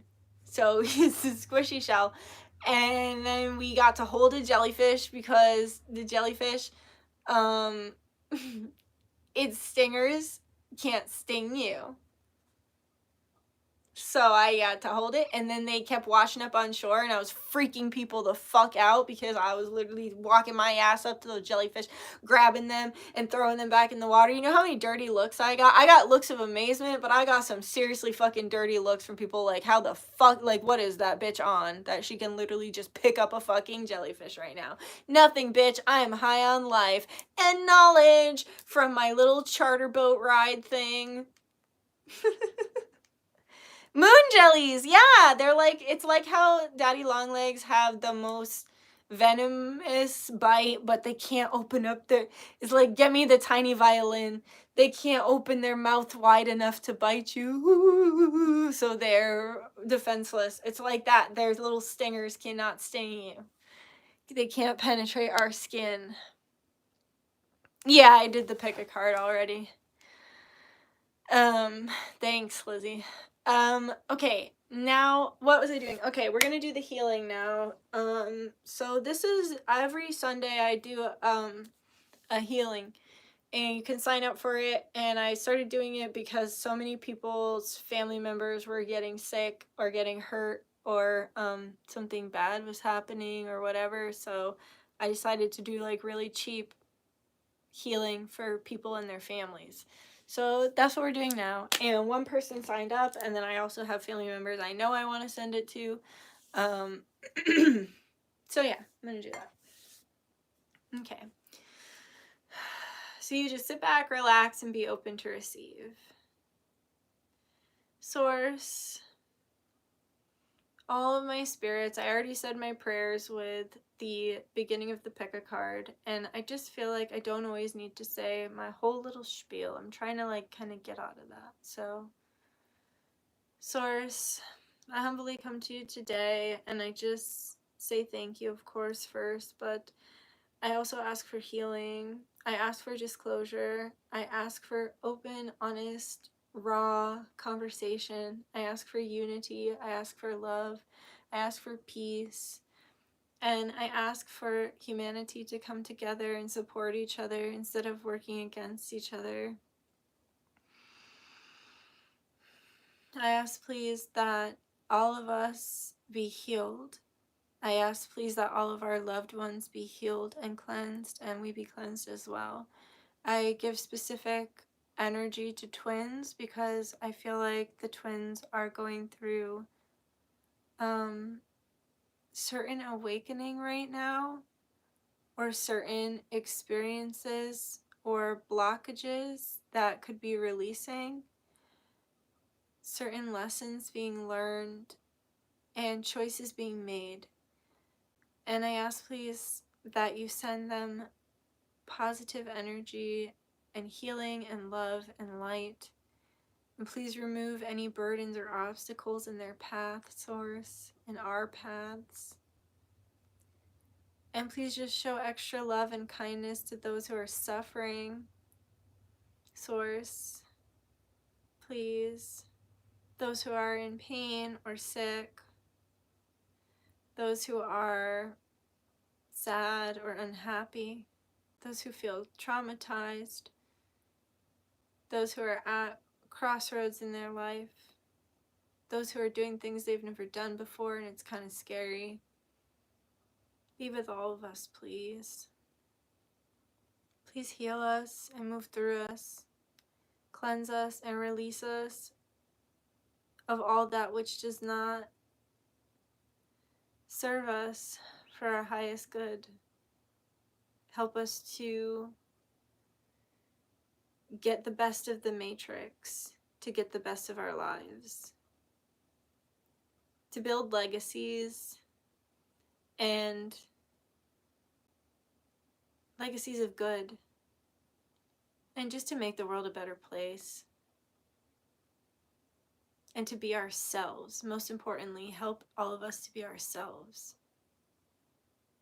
because we're each incarnated individually to serve a certain purpose and role in this reality. So help us to fulfill that purpose, help us to fulfill that role in that space and wrinkle in time. I pray all of this with the purest of hearts and the best of intentions, only ever for the highest and greatest good of all involved, in perfect comfort and alignment. Amora Ashe Namaste. By the power of three, so motive be always works, always a blessing.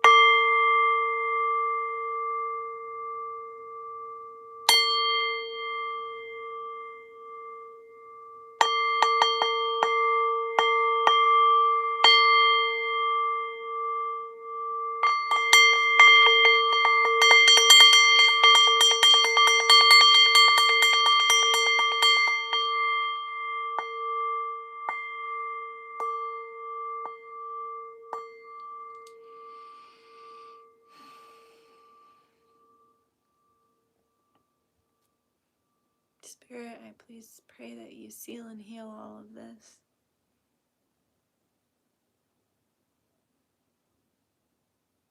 Amora.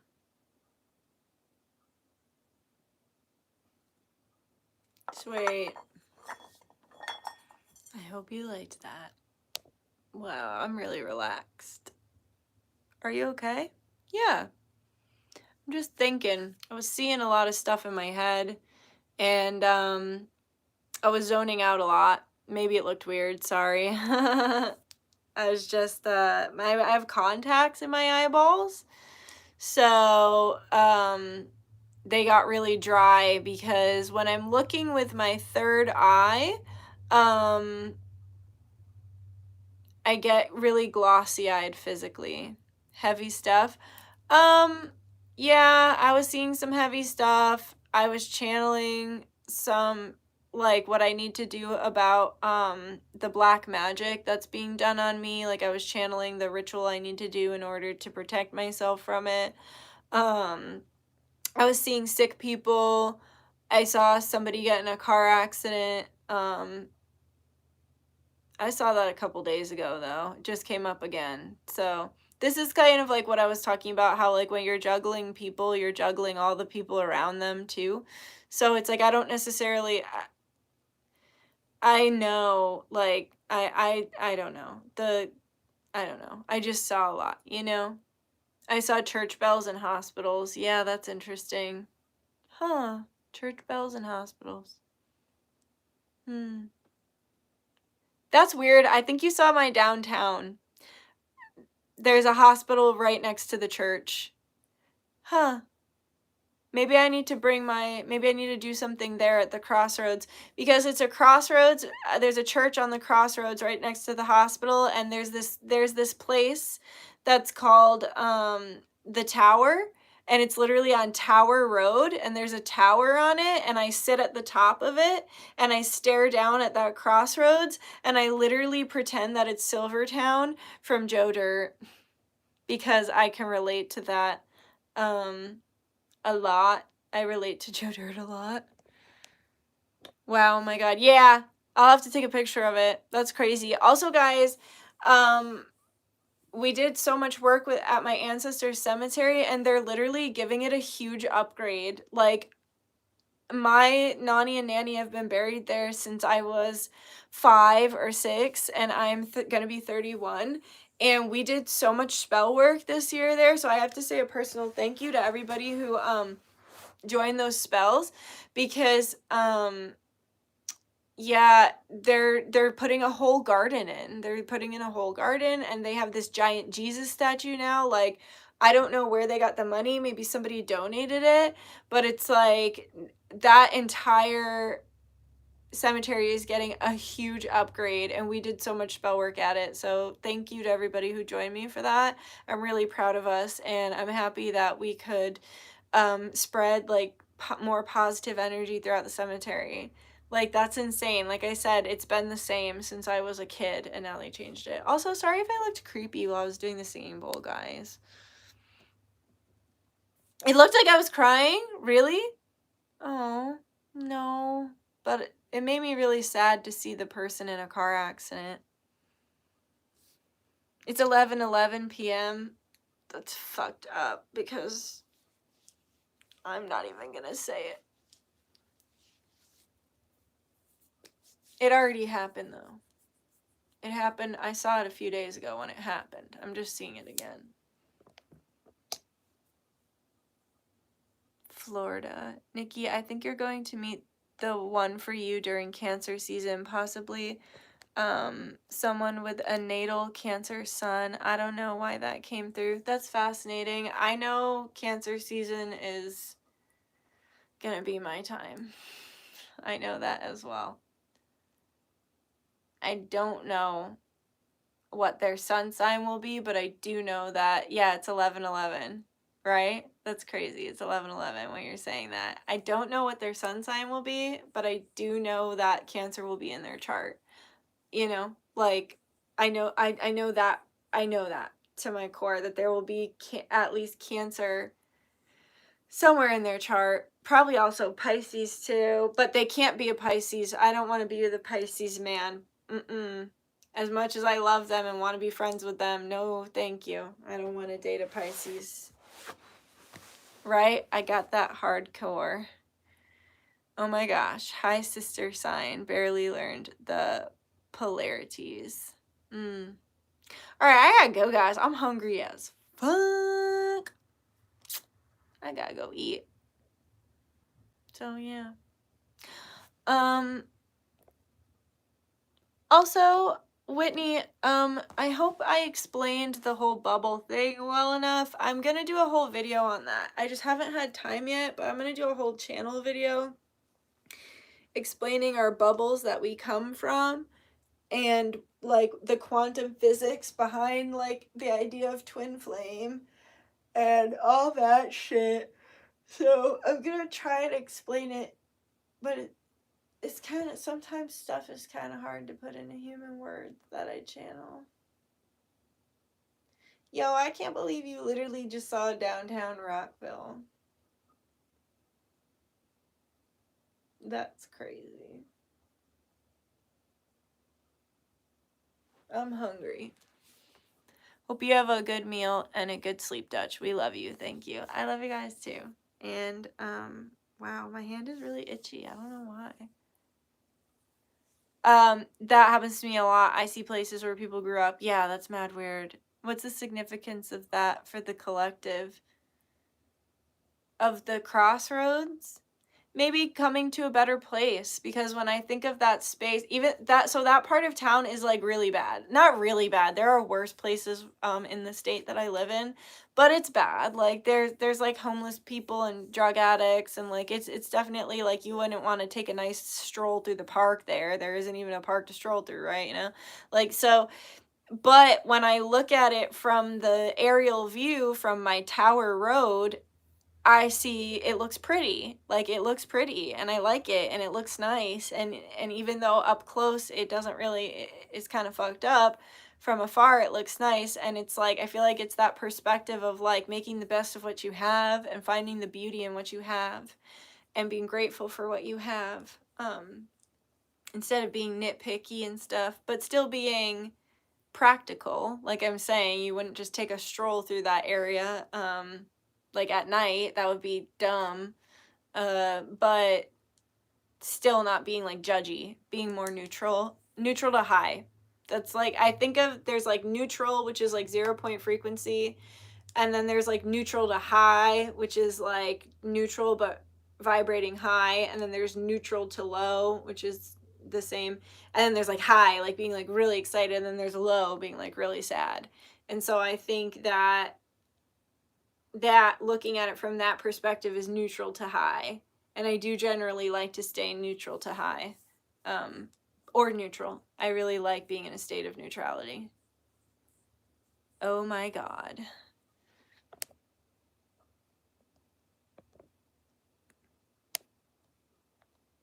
It's that polarity you were talking about, the crossroads of discernment. Yeah.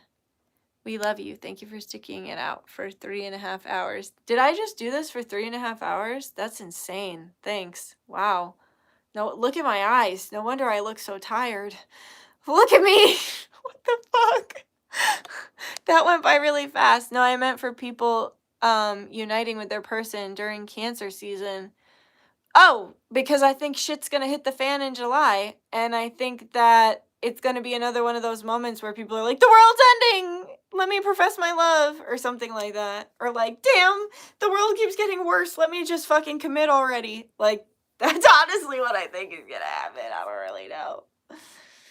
Yeah, a lot of people did that when shit locked down, and then they ended up breaking up because a lot of people picked the wrong one, bitch. You know who's not finna pick the wrong one? The girl whose eyes are only open a slit.